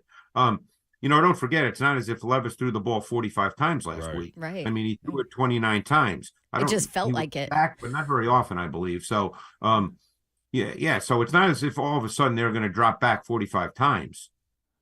How much play action was used with him? A ton. Yeah. A ton. 16 of his 32 dropbacks had play action, 8 of them under center, 8 of them in the gun. Levis was 8 for 13 for 116 yards and 2 touchdowns, both coming on shot plays off play action. 1 under center, 1 in the gun. Well, let's see. Where do we go now with Levis? So there was no tape on him, right? Like, and I did. Well, there's tape on him. Believe me, there's tape on him from college. Right, People know what he is. I mean, we're in an era where there's tape. I mean, this is not as if he came in the game last week and the opponent went, who is this guy? I never heard of him. No. I get it. But now he has NFL film. And this offense looked completely different with him under center. And he was under center quite a bit, which he was under center quite a bit. So, yes, if you just want to very briefly talk about the other side of the ball, one thing that they are going to have to defend, the Titans, that the Steelers, and Pickett's going tonight. So one of the things they have to defend that the Steelers have evolved into, and it's very hard to defend, is they use George Pickens as their boundary X. He's the single receiver to the short side of the field, and they line up with 4 receivers, including the back, to the other side. And even if the back is offset in the backfield, he's to the other side. That's what we call 4 strong. So they have 4 receivers to the wide side of the field, and they have George Pickens, who is 6'3", smooth, effortless. He's a great receiver. And they use him a lot that way. He runs slants, he runs fades, back shoulder fades. He's very, very difficult to defend as that single receiver, because when you have 4 to the other side, your defense has to cheat that way. Yes. Because if you're playing zone, you have to cheat that way. You just don't have enough bodies in your zone. So that's something to watch for tonight. Pickens with 3 100-yard games, 18.6 yards per catch. He's really, he was in the draft 2 years ago. Obviously, the Steelers' pass game is a work in progress, with a young quarterback, even last year. So, but I thought Pickens, just as a pure talent, people might disagree because Garrett Wilson was in that draft, but I thought as a pure talent, Pickens was the best receiving prospect in the draft class. And you feel like looking at the game, watching the Steelers, and Pickett, like his connection with Pickens, I was talking about it earlier, is really, really advanced right now for guys that just really come into the league knowing each other. Well, it's getting there. It's getting there. They're working on it. It's getting there. I think that Pickens is just, he's 6'3", and he's super smooth. It looks truly effortlessly. You've probably played with guys like that when you play basketball, guys that look like they're not even trying. And, it's just the way they move. They just move differently than others. That was Slay, actually. Yeah, I was a little rough. You knew I was a plotter. They knew I was coming. A plotter. You put your shoulders into things. You better believe it. Well, it's going to be a fun game tonight, Cosell. I'm glad we got you on a game day, man. Great breakdown. And I'm looking forward to the game tonight. Should be interesting to watch. I'm real anxious to see how the Titans come out early with their offense. Because again, just so you guys understand, Levis could throw 3 picks tonight too. Yep, he's playing against right.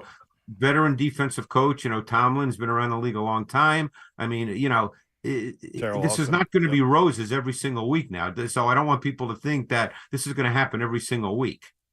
That's what I said, and I got called Negative Nancy. And by the way, that doesn't mean he can't end up being a really good quarterback. No, but there's going to be ups and downs. I'd go play fake on play number 1 and go deep. Can you imagine? And they might do that. See what happens. If he threw another one?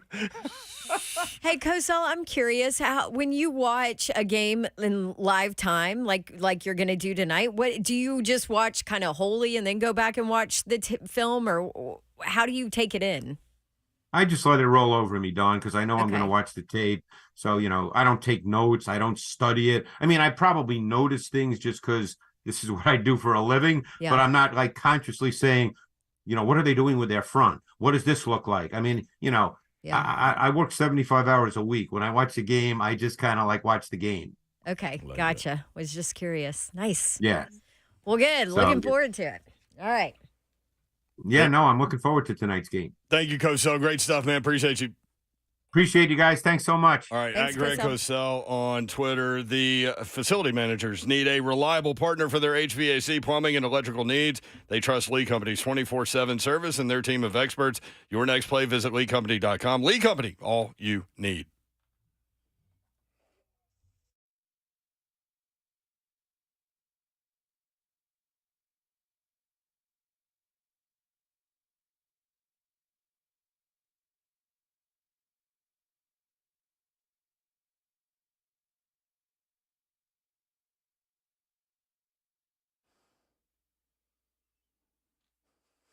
What's happening, good people? Awaken180weightloss.com. You got to go dive into it, man. If you want to get the weight off, you want to shed some weight, drop some weight, lose some weight, get the weight off, put some weight back on. No, we ain't doing that over here, man. You put some muscle back on, but first and foremost, man, you got to go on and get it off. How you going to do that, man? Awaken180weightloss.com. I did it, man. I jumped on that scale 300-plus pounds.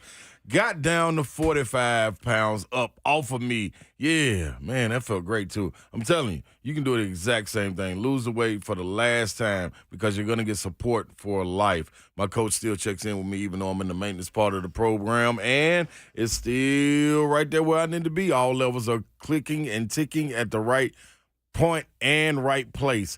I'm just amazed by being able to, because I was nervous. Once I got to the maintenance part, I was like, man, what am I going to do? I'm off the program, kind of. I'm more so eating what I want to eat now. Like, I don't know, man. It might come back on. And you know what? It didn't. If you got to lose weight, lose it. Call them, 844-346-1800. Don't use excuses. 844-346-1800, awaken180weightloss.com. I want to tell you about my friends at Brentwood Jewelry, man, getting close to Christmas time, and these are your guys, man. You need to go see the Imamali family at Brentwood Jewelry, 7012 Church Street in the heart of Brentwood, just off Franklin Road.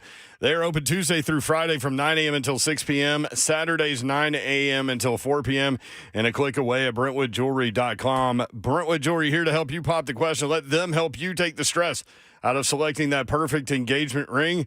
They can help you find a beautiful ring in your ideal budget. Browse their incredible selection of one-of-a-kind rings or talk with their custom design specialist to create a stunning ring as remarkable as your loved one. Maybe you are in need of some repair work. Maybe you need a necklace repaired, an earring duplicated, watch maintenance.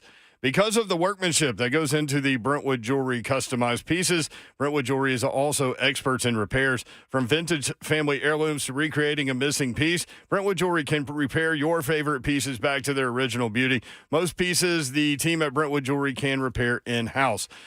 7012 Church Street in the heart of Brentwood, just off Franklin Road. Exceptional style, exceptional deals every day for more than 50 years. Visit BrentwoodJewelry.com.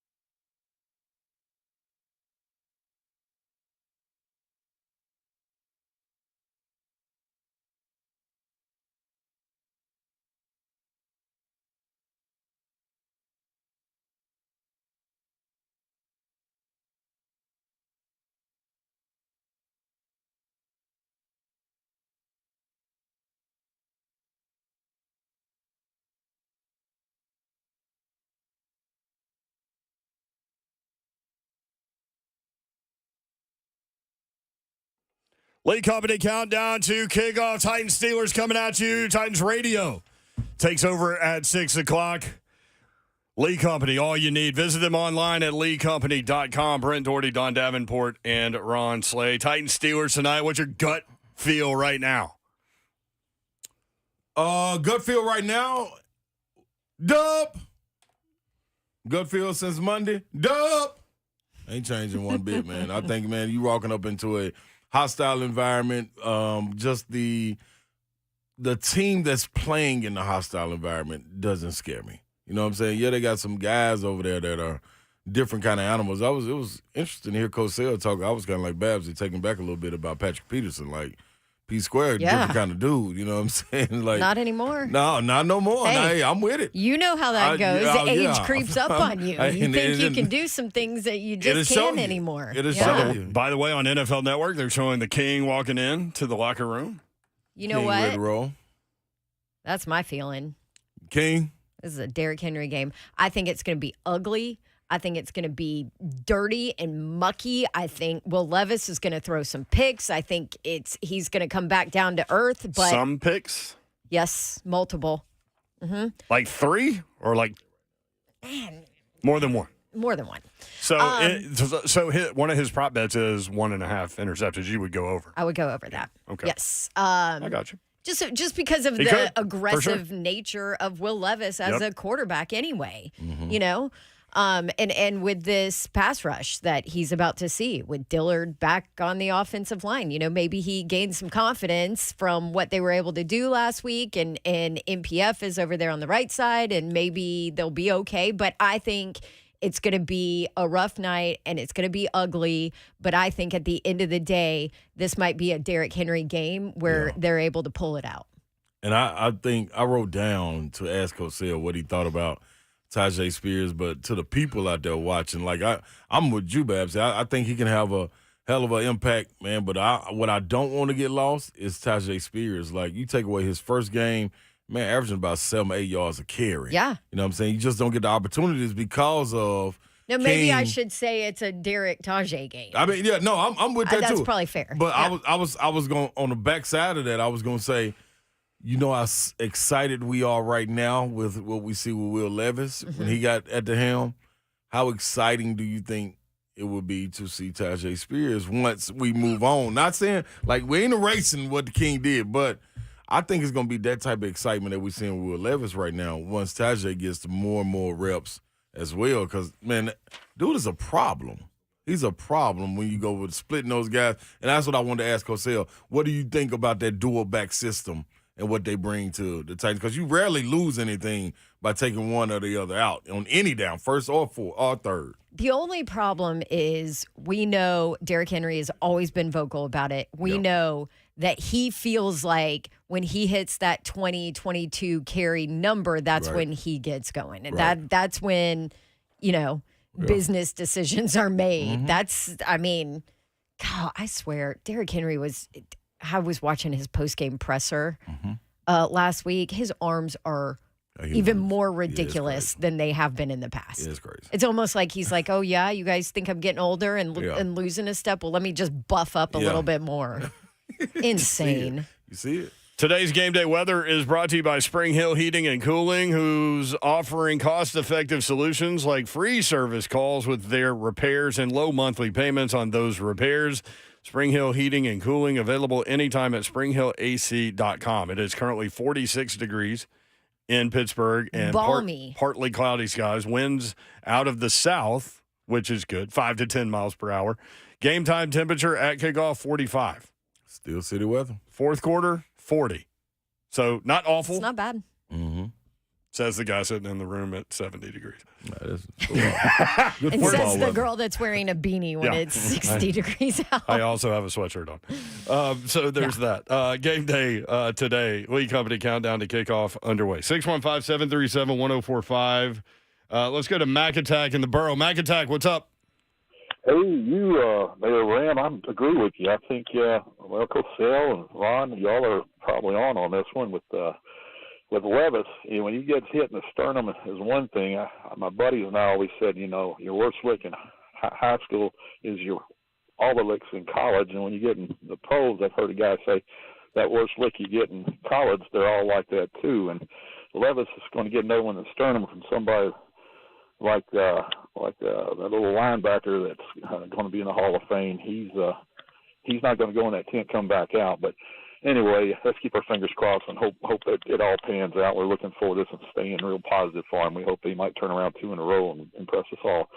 But as far as my call, I'm trying to get back on a call that I had about the terrible towel. Okay. It seemed that the towel, I was at that game, I'm sure you guys were too, a few years back when they stomped the towel, and I was just embarrassed being in that stadium. I felt like I was in Pittsburgh. They bought all of our tickets. We were outnumbered, and all of a sudden you see all these terrible towels out there, and when they stomped on that thing, I didn't see it that well till that night on the news.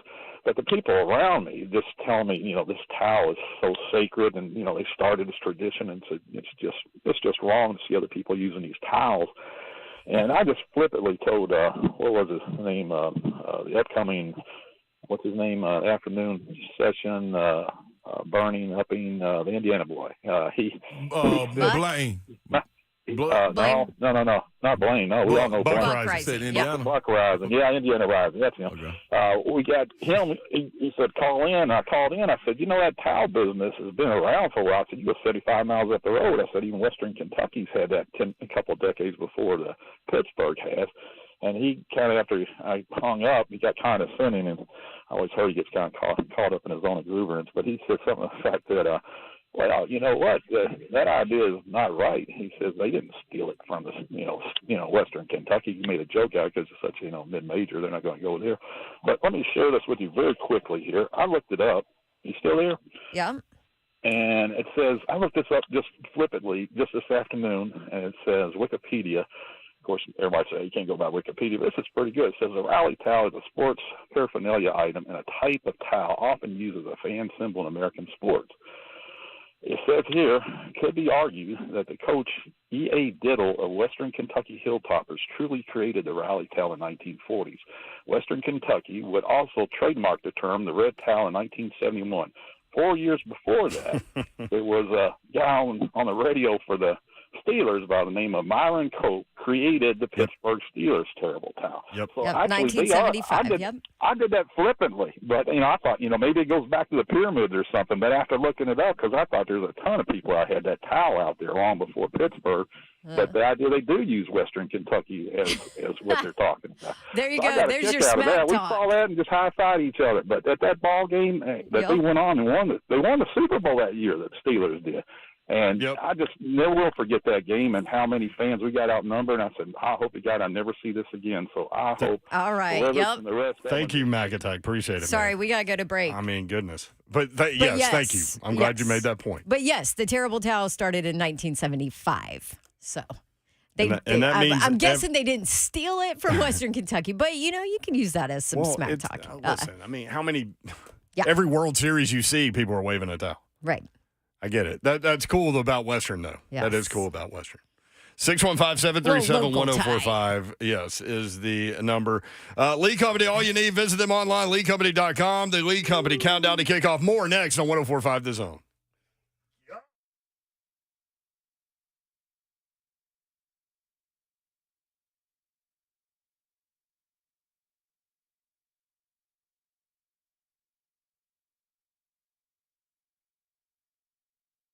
All right, all that terrible towel talk, you can use it to wash your brand new windows from Pella Windows and Doors of Nashville. Get the spots out. I'll tell you this, too. I just replaced my windows and doors in my house, and they are so much easier to clean. Anybody that knows me knows I have 4 dogs, which means I got a bunch of, nose prints on all of my windows, and I could never clean my old windows. They were warped. They were in bad shape, and now it's super easy because of Pella Windows and Doors of Nashville. You might be surprised to learn how affordable replacement windows are from Pella. So make sure to check them out. You can go to PellaNashville.com. They've got a limited time special going on right now. You can schedule a free consultation with Pella, and they'll tell you all about why their product is the absolute best. But also right now, 50% off qualifying installations and no money down, no interest, no payments for 12 months. Tell them Dawn sent you. Get you some new windows and doors, and you'll absolutely love it, especially these cold winter temperatures come in. Go check them out, PellaNashville.com.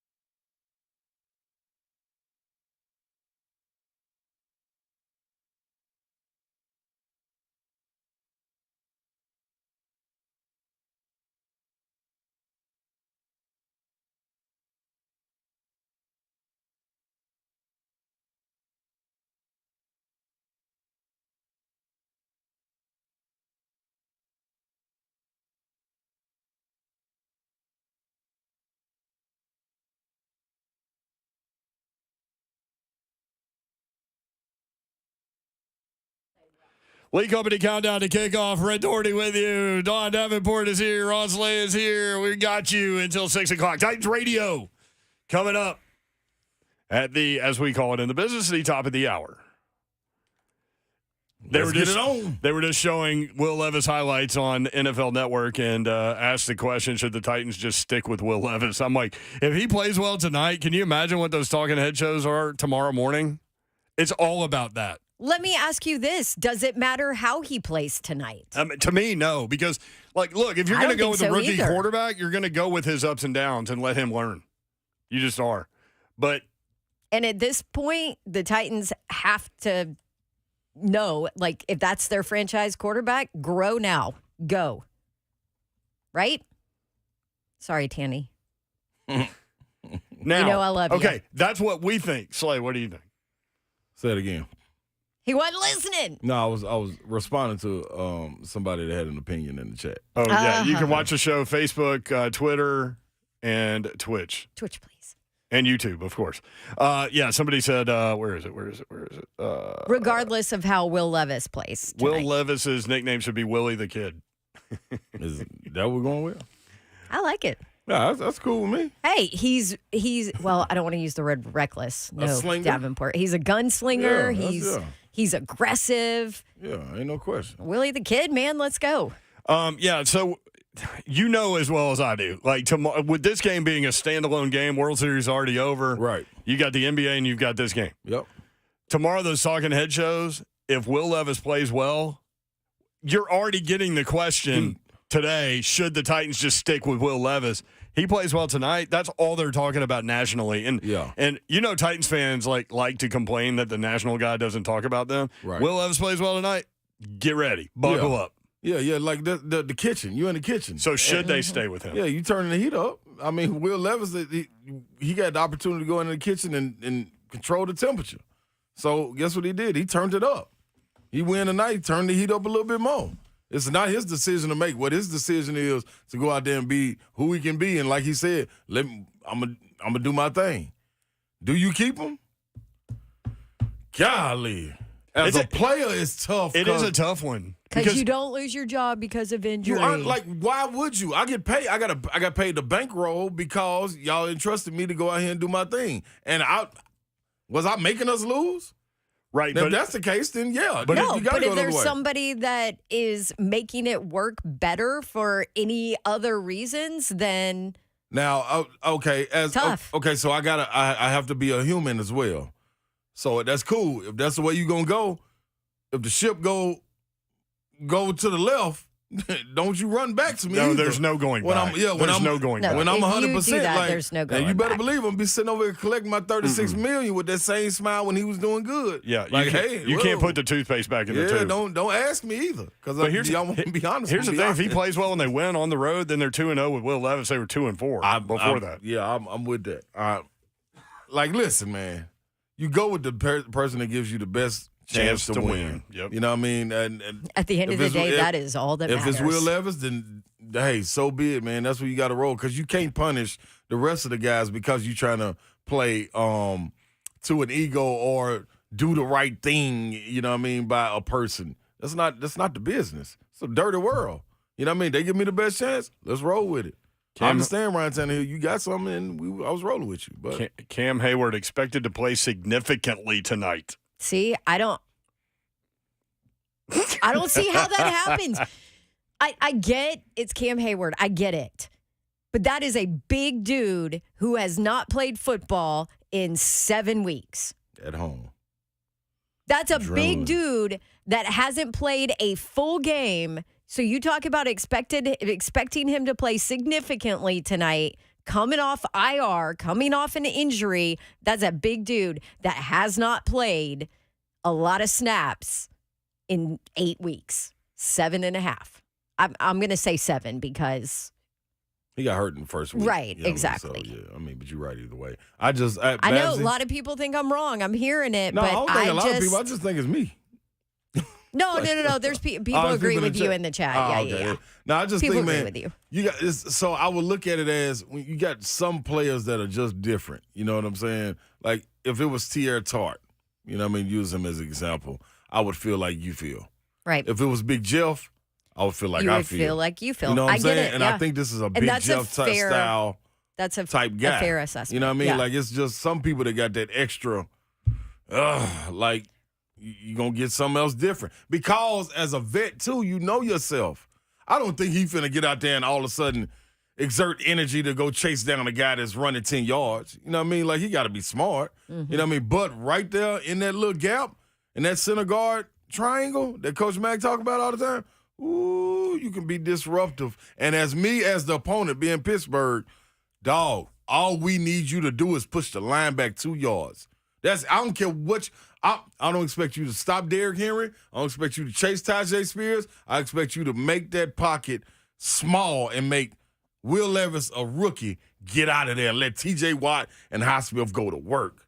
You know what I'm saying? That's the only. Now, I don't expect him to go out there and have 4 tackles for loss, 2 sacks, nothing like that. Just make him uncomfortable because it's a big guy. You get them hands up. 6'5". We talk about them immediate routes. Against intermediate short routes. Center. You know what I mean? Like, getting them hands up and you put pressure. We saw Brewer with the snaps already. A little he better get his. But okay. So do you know why that happens? You thinking like that? Imagine him because he's speeding up. He has to because he got to get up on them big guys. He's already small. You know what I mean? So that's what I'm saying, Babs. It's not like his impact going to be just Aaron Donald coming out here or nothing like that. But no, the it's fair. I small mean, impact, and if the reports are that he's going to play significantly, there's got to be something. There's going to be an impact there, whether he's 100% and back or not. Right. I mean, absolutely. I get what you're saying because a tired Cam Hayward is still a problem. That's all I'm saying. Yeah. That's all I'm saying. No, you're right. And we would love to have him on the field. Now, if you got to make a decision too, like it's gonna be hard to say, "Hey, man, Cam, you hurting us. Get off the field." And he tell you, "Nah, man, I ain't coming off the field," and you get a delay a game or something. That would be like a great problem to have. Exactly. For Like, Titans. give us that. For Give us Titans that. fans, yes. Give us that. 615-737-1045. Lee Company countdown to kickoff. The Titans trust their home stadium to Lee Company to tackle their HVAC, plumbing, and electrical problems. They can protect your home, too. Your next play, visit LeeCompany.com. Lee Company, all you need. Let's go to Aaron, Tennessee. Sylvia next up on the Lee Company countdown to kickoff. What's up, Sylvia? Well, I listen to y'all all day long while I'm driving around. Yes. And y'all are just plumb giddy. Now, I'm a UT fan, so I was not fond of the Will Levis choice. I wasn't fond of them, which proved to be a big bust. But y'all need to calm down and keep. She said, "Keep your powder dry," but her phone went out. I think it went out. But I would be the one to ask you also when UT, if you're a UT fan, while UT was on their run last year, were you saying, hold on, let's relax, like don't get excited. Keep your powder dry. Yeah, anything can go wrong. No, you're not. You won't inject it into, especially an offense like the Titans that has been so dormant. Man, we've been going to the games and we've been out to cheer, get on our feet. Come on, defense. Look at Big Jeff and them. They were so eager to get back on the field because they've been sitting. And now they get to go play defense with a lead. Is no way. I understand what you're saying. No question. Babsy just laid it all out for us. But at the same time, why would you not be excited? It's like you get a new burst of energy into your veins. Why would you not go? Because I've never seen Titans fans this excited. Yeah. I know, right? Like, because there's hope. Like, the hope is this guy's your 10-year franchise quarterback. Exactly. They haven't had that. I mean, you thought maybe Marcus is, and everybody hoped that he was and gave him way more leash, perhaps. But, I mean, they've been looking for that guy, honestly, since Mac. I'm with Maybe him. they haven't. Maybe they haven't. But here's the thing. I think this goes back, and I say this all the time. This goes back to how do you live your life. I live my life thinking positively and hopeful. I just do. And so when I look at storylines like this, I am hopeful and look at it from a positive. And I get excited. Life's short, man. Why am I going to sit over here and let's say you didn't get excited about tonight, and let's say dude threw for 500 yards and 4 touchdowns, and you were sitting over there scared in the corner. I just don't want you to I don't know if Sylvia is ever scared in the corner there. I'm She not didn't talking about sound like Sylvia one. necessarily. But I see what you're saying. Yeah. I just don't want her to be able to miss this opportunity and come back tomorrow while you're sitting at the water cooler and you telling people, Man, I told y'all got to be careful. And everybody else like, man, 500, 300, 3 touchdowns, and a run for 20 yards. Like, man, did you see him? And you got to sit there and be like, well, I didn't think he would do. Don't think no more. Just stay in the moment. I understand looking ahead. So along these lines, then, yeah, let's dive in. What are you most concerned about when it comes to Will Levis tonight? Because they just popped up TJ Watt, 86 sacks in 94 career games. Yep. Like, he's coming. Yep. We talked He will be a factor. Yeah, we talked to Greg Cosell earlier. He talked about Highsmith and that the inside spin move that Dillard's going to see that Dillard doesn't handle well. Like, he's coming. I think there are a couple of concerns with Levis, and I brought him up earlier. Like, number one, like, this is a gunslinger guy, right? Like, he's looking for that deep shot. He's going to hold the ball. So does he fumble when he gets hit? Does he make that errant throw trying to fit something in? My biggest question about Will Levis at this point is I kind of want to see him throw an interception and see how he deals with it. See how he reacts? Yeah. How do you react to adversity? I mean, he's used to it. He threw a lot of them in his career. Just like I say, he's used to having to run for his life because he played behind the bad Kentucky offensive line last year. But you know what's interesting though is like Kenny Pickett has games underneath him, and Pittsburgh fans are still wondering what he is. Mm-hmm. Yeah. Well, yeah. Because they're starving for that excitement that we got. Because you got to see that. You got to see it already. But I think I'm just more so on the patience. Will you be patient enough? Will you trust your playmakers? Get them underneath routes when I think you look back at gunslingers. What was the deal on Pat Mahomes? Not last year, but the year before last. Make him hold the ball, and he wasn't getting rid of it quick. He came back and changed that, started getting rid of the ball quickly, and then that started to lead to getting those wide open long shots. And now he's back to the same thing, getting it out quickly. You ain't got that Tyreek Hill threat of going deep every single time. So, 5-10 yards, give the ball to him, spread it out, let him make somebody miss in space, and trust your playmakers to make that play. That's what that's the only thing that scares me. Does he get caught up on being able to hit those 60-yard, 50-yard, 40-yard throws and thinking that's it? You know what I mean? Like, as a boxer, you don't necessarily have to go with the uppercut.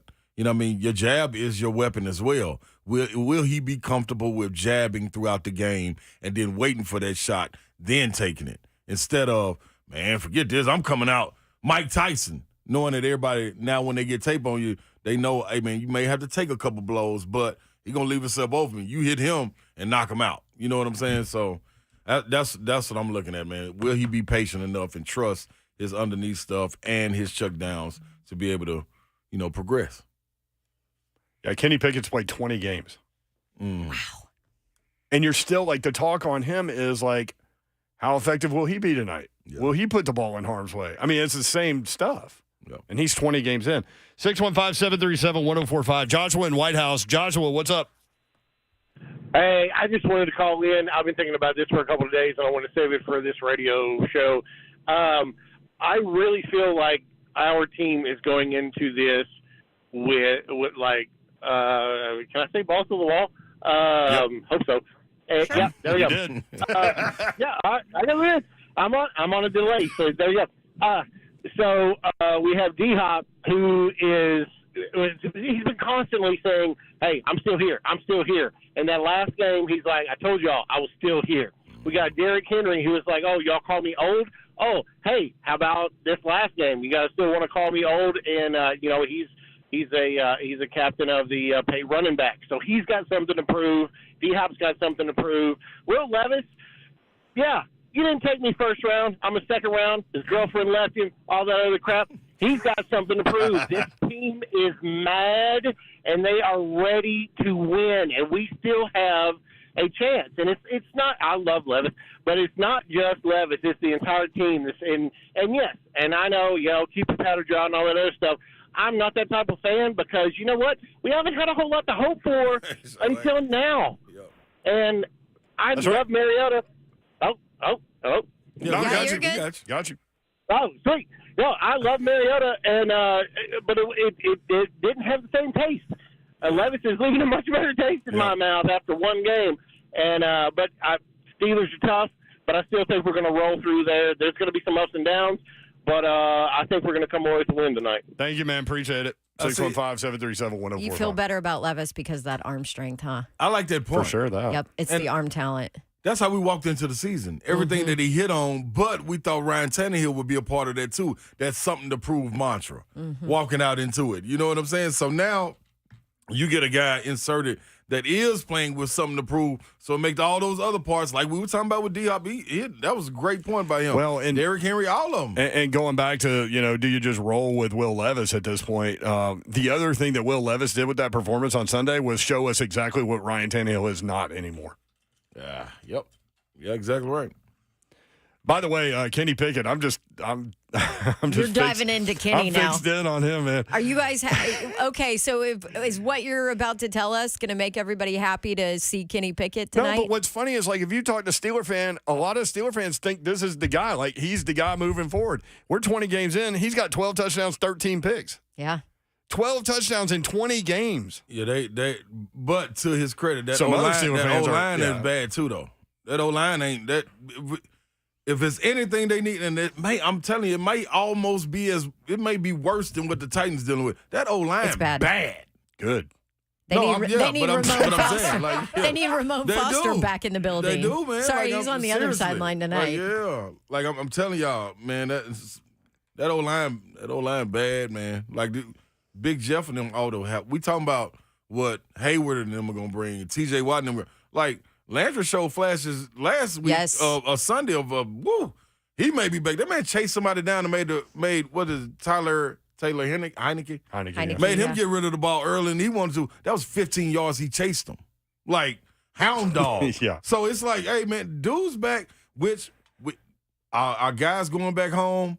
The Pittsburgh, Rashad Weaver, like you got to think he's going to be itching he's going back home, to get back to it. Yeah, I'd activate him just for that. So like this is, hey man, like Arden Key, like this line going against that line, give me the Titans D all day long, even over what T.J. Watt and them going to bring. As a collective unit, I like the Titans going up against this Pittsburgh offensive line and being a menace. In 7 games, Kenny Pickett has been sacked 17 times already. Okay. They're going to come after him. Big Jeff, eat. Yes. Big Jeff had 2. Harold Landry had 2. Danico Autry leads the team with 6. Maybe on a run of putting quarterbacks up out of their misery. Arden Key has 2.5. 615-737-1045. It is the Lee Company countdown to kickoff. Lee Company, all you need. Visit them online at leecompany.com. Let's go to Aaron in Nashville. Aaron, what's up? Nothing much. A great show. Super excited about tonight. Got Henry and D-Hop starting on my fantasy team, so pumped about that. Yeah, I know it. I got Spears, too. Oh, yeah. But here's what my question is. With a veteran quarterback being on the sideline, what is Tannehill's role with being up in Levis's ear? And how important is that? And what are some of the things you think he's going to be telling them during this game? And if you could leave me on so I could listen. I think the interesting part, for me personally, I would say it depends what their relationship was like coming into it. That's what I was going to say. And how much they've been around, because you always talk about you two, when you're rehabbing, you're really not around the team that much.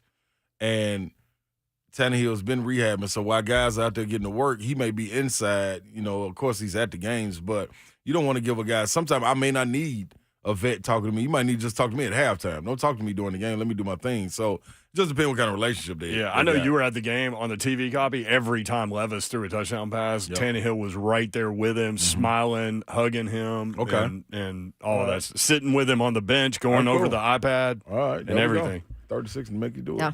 I mean, listen – no, it's true, though. Ryan Tannehill has seen a lot of things. Ryan Tannehill has played a lot of football behind bad offensive lines. Yeah. Like Ryan Tannehill sitting on the sideline can diagnose and see things that maybe Ryan Tannehill can't address or do what he needs to do at this point in his career when he sees from a talent perspective when he sees certain things. And this is not a knock on Tannehill. Do not take it that way. He is just an older quarterback. 35 years old. Yeah. And in this league, that is ancient, right? And so there's a lot of things that maybe Ryan Tannehill can see that Will Levis won't be able to see while he's on that field that I think could possibly help. But Slay, you're right. It goes back to relationship and what their relationship is and was like and what worked last week for Will Levis that maybe he would want again. Right. Absolutely. 615-737-1045. The other thing is that, man, it feels like with watching Tannehill's body language during that game and seeing those Big Jeff clips where he's mic'd up, it feels like the players know this is the guy moving forward. You know what I mean? And Tannehill knows he's not going to be back next year, so he knows. He knows that. Yep. And he knows how this league and this business works too. I mean, he knew that coming into this season. Yep. How about Big Jeff's? If you guys missed it, the NFL mic'd him up. Yeah. Either the Titans or the NFL, one of the two. Yeah. It was the NFL, that mic'd him up, and it was. I mean, and then they put the clips back to back to back, and so it was like, that Levis, man, he's got an arm. He said, "I told y'all." I told y'all. Yep. That's the line that stuck out to me because that's the players know. Mm-hmm. The players know when a dude is a dude and not just a just a guy. They know. Yep. Mm-hmm. We'll play that again for you when we come back. I think it's worth hearing Big Jeff on the sideline get excited. Definitely true. That's a great pull, Don. We'll do that next as we continue the Lee Company countdown to kickoff. Lee Company, all you need. Visit them online at leecompany.com.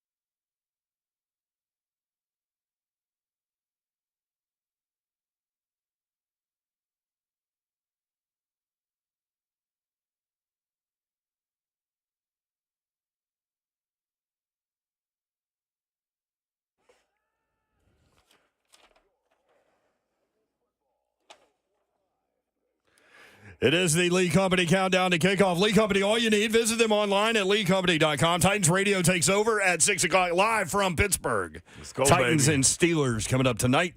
Catch all the action with Titans Radio on 104.5 The Zone. Lee Company Titans talk back following the game, too, if you want to tune in. Be some lubricated people. Oh, yeah, I'll be one of them. Yes, you will, Titans talk Ron back. Slay. Titans talk back, yeah. Oh, yeah, I might call in. You think so? Yeah, they might. Yeah. Depending on things? It would depend if Babsy let me call in. 40. Oh, yeah, you'll be with her. That will be a no. 45 degrees in Pittsburgh right now. Will Levis was on the practice field, on the field with a sweatshirt. He has taken the sweatshirt off. This is detailed coverage right here, baby. Let's get it on. And you mentioned Got the guns. Yeah, let me hit this, actually, before we go to that audio from Big Jeff. Big Jeff was mic'd up on the sideline as Will Levis was throwing touchdown passes, which it is actually a visual thing that NFL Films did, but the audio from it is really good from Big Jeff, so we will play that. It's a good idea, Davenport. Real quick stat. Will Levis, 3 touchdowns of 50 or more air yards in a game for the first time in the NFL since 2016. Who was it in 2016? I don't know. I don't care. Think about that. Good enough for you, huh? Think about all the quarterbacks in the league that haven't done what he did in game 1. Yeah. Y'all, it's hard for me. Like, I know you're trying to wet blanket me, Babs, but it's hard for me Just not a to be little bit. excited about this dude. Well, and I'll also point out it was against a good Falcons defense. Number 3 in the NFL. It's not like it was a terrible defense. Now, they did, they lost some pieces to injury early, which I think totally affected them, but Grady being one of them, yeah. Yep. But still, that was not a slouch defense. Nope. Again, I'm anxious to see what does he do when adversity strikes, because he really didn't have any in that game. Guess what? We're going to find out tonight, because he'll have it tonight. Tough matchup in Pittsburgh. I'm actually surprised you didn't go. Now that I think about it. I was about to, but I said, you know what, I'm going to hold up. Hold up. Wait a minute. Yeah. Ain't nothing but tutti frutti. Yeah, man. Get on the floor if you got that booty. Wait for a second. It'd be plenty of opportunities to travel. I really didn't anticipate that line being said today. In our pregame show on here. the Lee Company Countdown to Kickoff. Yeah, all right, here is that audio from NFL Films, and this is Big Jeff mic'd up. We've got a rookie at the helm, perhaps the future face of the franchise. Play fake. Looking. Levis throwing deep. Levis trying to get it to Hopkins. Will Levis! First career touchdown! Yeah, Will Levis, man. I told you. I told Levis you. Looking to throw it. The trifecta! Levis to Hopkins! Oh, stop. He's a quarterback. Damn, Will can play, man. Will can play, man. Levis rolling to the right, looking. Yep. Firing deep downfield, going for Westbrook Akine in the end zone. Will Levis has just thrown his 4th touchdown pass of his NFL debut. So the visual part of it that doesn't come across over the air is how excited this defense looked in all of those conversations. Mm-hmm. You know what I mean? And that damn Will can play, man. Yeah. That's how I said it. Yeah, that's exactly how he said it. Mm-hmm. Like, he knew, but he didn't know that they were going to see that out of him. So I'm not trying to be a wet blanket. I just am pointing out that you're right to do so. Yeah, you are right to do so. This Steelers defense at home, prime time, when they haven't been great. They're going to want to make sure that they induct the rookie into what it's like to play at what's it called now? Heinz Field is what I want to say, but I don't know. Whatever, Assure Stadium, whatever it is now. Blah. It's Heinz. It's funny too to think, like, I just can't think about this Steelers team at 5-3. They've been outscored. They've been outgained in every game they've played. And I brought that up to Ramon, and Ramon's like, hey, man, I was on some Steelers teams where we were like that. We just figured out a way to win, which is what they've been doing. That's the scary part about this Steelers I just can't imagine this team, like watching this team this year, that they would be 5-3 after 8 games and 1 game out. 2-0 in their division. Yeah. I just think you see stuff like that when you get to just do accredited to the coach. You know what I'm saying? And having guys that believe in pushing that message and which way you going, which direction you headed. You got to give Tomlin the credit for that, I believe. So anytime he's at the helm, the man ain't had however many years he's been coaching, never under a 500-game season. That's pretty hard to do because there's been some bad teams, and you got to rebuild, you got to reload, whatever you want to call it. So you got to give him that credit. And I think it's similar to like what we talk about, not to that extreme, but when we talk about Vrabel, you got guys that like we were talking about, man, maybe they people want to hear them tank and they want to rebuild. Let's tear it down. Like it's difficult to do that when you got a guy at that helm that is a true competitor, and it's win or let's not go home. You know what I'm saying? Let's stay right here in the locker room and figure it out. So you got that going on both sides. To me, it's not hard to believe. It's like either way, I can't see the Titans being below average. You know what I'm saying, with him at the helm. I mean, you could make a case like, how could the Titans be 4-4 with a rookie quarterback? And how could they have went on the 7-game losing streak? Right, QB1 hurt, but here they are. Mike Vrabel as a coach. Yeah, you know what I mean? Like it's just it's what it is. That's what I think. So Titans roster moves for today. Running back Jonathan Ward is a game day elevation for the Titans for tonight's game versus the Steelers. You obviously you don't expect to see him running the ball, but does that tell you where the Titans are mindset wise going into this game at what they think that they can do well? That could be part of it if it's a run game heavy playbook tonight. Yeah. Right. Or it's a special teamer that went down that we don't know about that he's going to play special teams. Yep. Could be that too, yeah. But that is an interesting note. Some key stats for tonight. The rookie quarterback with the most touchdown passes in their first two career starts in NFL history. We talked about this yesterday. Dan Marino and Marcus Mariota with 6. Will Levis needs 2 to catch them, 3 to pass them. Players with a catch in the most consecutive games to begin their career in NFL history. DeAndre Hopkins is 4th with 152 consecutive games with at least 1 catch. He's never played a game where he did not have a catch. Yeah, no need to play. How about that? Yeah. He's also having a career year right now in yards per catch. Yeah. 16.3. It's the highest average he's ever had in his career. Yes, it did. I'll get to that one. AFC tackle leaders through week 8. Azeez Al-Shire is 5th in the AFC with 73 tackles.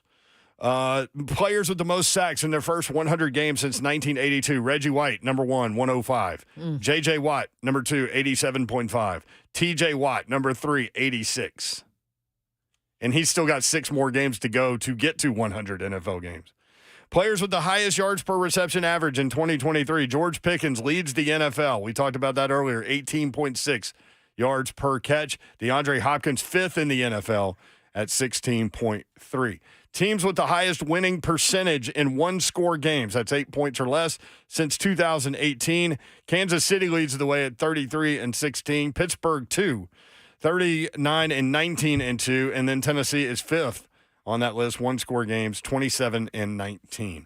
Some little bits of nuggets for you. 615-737-1045. Let's go to Greg in Rhode Island. Greg, what's up, man? Look, guys, I don't know. The arms on Will Levis, I don't think those guns are legal in my state.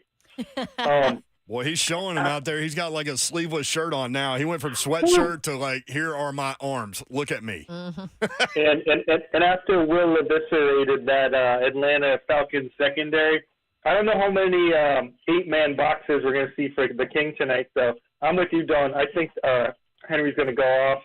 And, I mean, Slay, what do you even say to the secondary after that? You can't get beat deep. Yet at the same time, you got to try to stop the run. So what are you telling that secondary?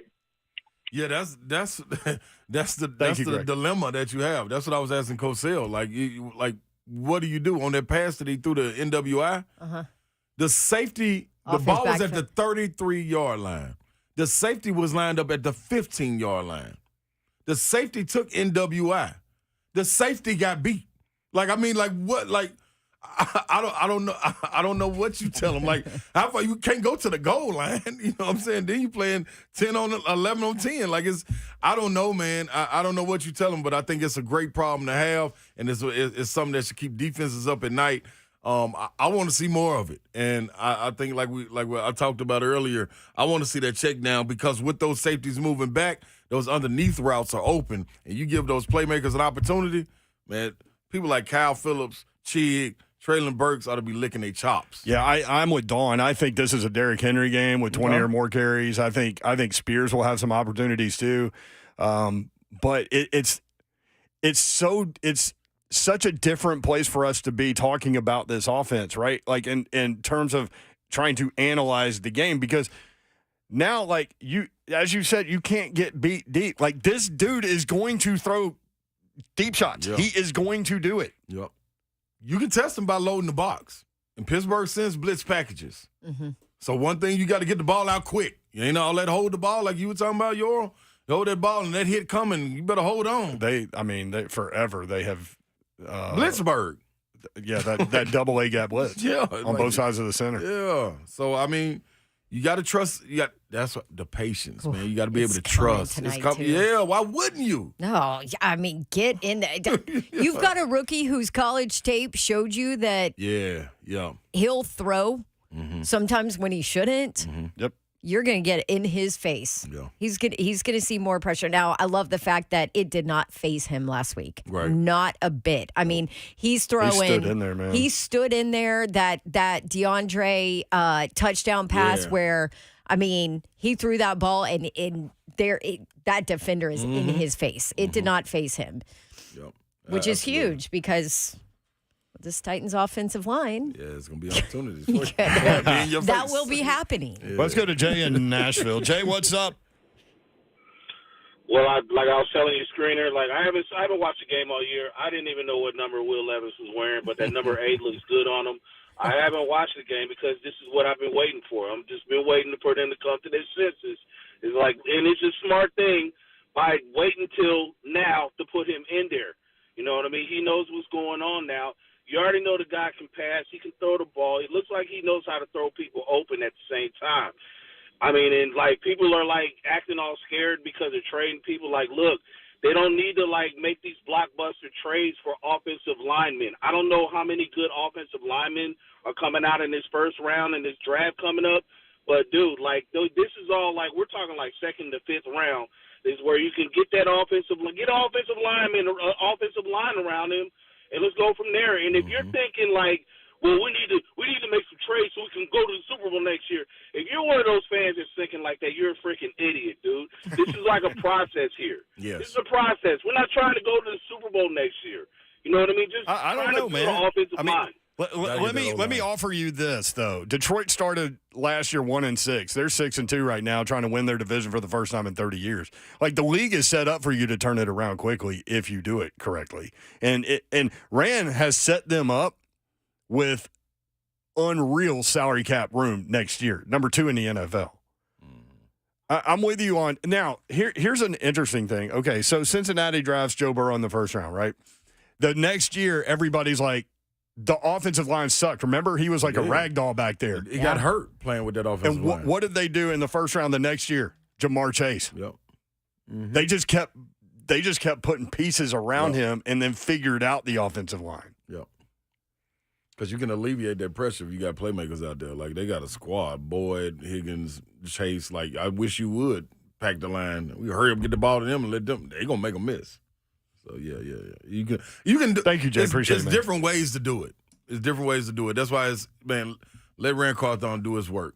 You know what I mean? You brought him in to do his work. Let him and Vrabel, let them go hand in hand and go to work, man. Yeah. Do what you're going to do. The Bears have the most cap room, but they made moves now. So we'll have to see what those updated numbers look like. Let's go to Eki Bop, who is on line 1. Bop, what you got? So I don't know if I have heard anybody talk about this. Hang on, Bop. Hang on. So, I don't know if Babsy listening. Babsy, are you listening right now? It's pretty good. Go ahead, Eki Bob. He's got you pinned. Oh boy, my life is a mess. All right, so I haven't heard anybody talk about this, but I think a key for the Titans going into today is get on top of Pittsburgh early, because we know how much they've struggled offensively, and you want to make them chase. And I think that's why it's important. I would take the ball first if I would. I don't know how you guys feel about that. So. Typically speaking on the road, thank you, Bob. Good to hear from you. Typically speaking on the road, Bill Belichick used to say this: make the home team, like, you want the ball first in the second half on a road game with a high intensity crowd, because a lot of the crowd's still in the beer line. Yep, same thing with basketball. Absolutely, it is. That's absolutely true. Absolute truth. Doesn't that make sense? I think that's what I was saying, leading to what Bob was saying, Ichabod was saying. Like, you have a team that when they can score, that's why the threat of them getting up is so dangerous, because that offense, the opponent comes on and takes the field, and they start taking chances and risk. So it's like, whoa, wait a minute, what are we doing? How do we get out of this hole? And it's difficult to get out of the hole. You start taking chances with a defense like the Titans that's going to feast. Give them an opportunity and watch what happens. So, yeah. Inactives. What do you got? Inactives. For the hold Titans. On. Inactives. Babsy's got the inactives. Beep, beep, beep. What is beep, beep, beep? You backing up a truck? That's like the announcement, right? For the Titans, inactives, Chris Hubbard. We knew that. Ryan Tannehill, knew that. Roger McCreary at corner. Hamstring. Colton Dow, wide receiver. Caleb Murphy, linebacker. Jaleel Johnson on the defensive line. Mount up. Let's go, baby. I'm cool with all that. Yeah, most of the dudes are there. I'm cool. Big TL, you there? Danico ready to roll? Big Jeff, shoulder cool. King ankle fine. Let's roll. Hot Town in the building. Let's go to work, man. Have you seen the Steelers yet? I have not. Okay. They hiding it, Babsy. Right. You got to get in there and search, Babsy, because they hiding it from us. We need to know. Y'all can't hide for long. I'm right on top of that, Slay. Beep, beep, beep. Hit the horn again, Babsy. They're hiding it from us. Hit the horn again. Yeah. I like Babsy's horn right there. Reports out there, Cam Hayward is going to play significant time tonight. That's a big one. So I wonder what Bob thinks about that. Yeah. Should have asked him. No, I'm asking him. Oh, you asked him? Mm-hmm. He's still online? Yeah, he's right there. Well, I know Mike Tomlin. I listen to Mike Tomlin. I talk to Mike Tomlin. I think I look savage. He's on the sideline. He knows Mike Tomlin. James in Ashland City. James, what's up? Hey, guys, it's been so long since I've been able to call because I work nights and just haven't got lucky to have the night off. I just want to first tell Slay real quick what a great job on the SEC network he did during basketball. That's how long it's been since I've talked to y'all. Nice. Appreciate that, man. Yeah, man. I mean, you were just a natural. But anyway, I'm just going to go on and to talk about the offensive line a little bit. I want to, as I told the screener, did not get to watch the entire game. What I want to know from each and every one of y'all is, do you think we all know this offensive line is putrid? And it really, the decline of our offensive line started Putrid's a great word for it, yes. I mean, but it all started when we wouldn't pay Jack Conklin. That was the beginning of the decline of the offensive line. I think we can all come to the current terms and agree on that. Having said that, what I want to know from y'all is, what did Will Levis do different with this bad offensive line to get 4 touchdowns that Ryan Tannehill hasn't been able to do all year? Was it just luck? Was it the fact the line played better? I'm going to hang up and hear what you all got to say. Thanks so much. No Thanks, doubt. James. Let me say, competitive people don't believe in luck. Yeah, well, I don't know. Operation I means like luck. Preparation means meets opportunity. Because I'm gonna do the prep work. But yeah, that's right. I think with I can't answer the question why he was able to throw 4 touchdowns, but I will answer coming off a bye week. With extended time to get prepared, and you also got healthy. I think that was a big part of it. NPF was back. NPF had 2 weeks up under his belt, 3 weeks up under his belt to get back to it. You had Hubbard, who was locked in. The offensive line kind of got locked in. Then when you were able to move and substitute NPF over to the left side and take Dillard out, like, it still was really good. You know what I'm saying? Hubbard didn't get hurt until going into that 4th touchdown. So 3 of those touchdowns was with Hubbard and NPF in the game. Okay, well, guess what? He's not there tonight, Slay. No, but he said answer that part. I'm just like, I don't know how to explain that. I don't know what they did different, but I thought health was a big key in it. Here's another thing that we haven't really discussed. We're talking a lot about Will Levis being under pressure tonight. What about Kenny Pickett and that awful offensive line for the Pittsburgh Steelers? You know Big Jeff and Danico Autry and Harold Landry and all of those guys are licking their chops. Yeah, ears pinned back. What do you expect out so of maybe Kenny Pickett gets hit a couple times and coughs the ball up. Can we get that same he's been sacked 17 times this year. That's the take. Real quick, to go back to the Levis thing, I also think that Levis sat in the pocket and stayed there, didn't feel the pressure, didn't see it, and I think sometimes Tannehill felt it or has felt it too early. And Levis stayed in there and delivered the ball a little bit more. I thought that was kind of a difference too. But yeah, back to Titans defense. I think that they have a chance to feast tonight. Yep. No doubt. I love it. Lee Company countdown to kickoff. Titans radio is coming up. Steelers inactives tonight. Quarterback Mason Rudolph. Safety Minka Fitzpatrick. Tackle Dylan Cook.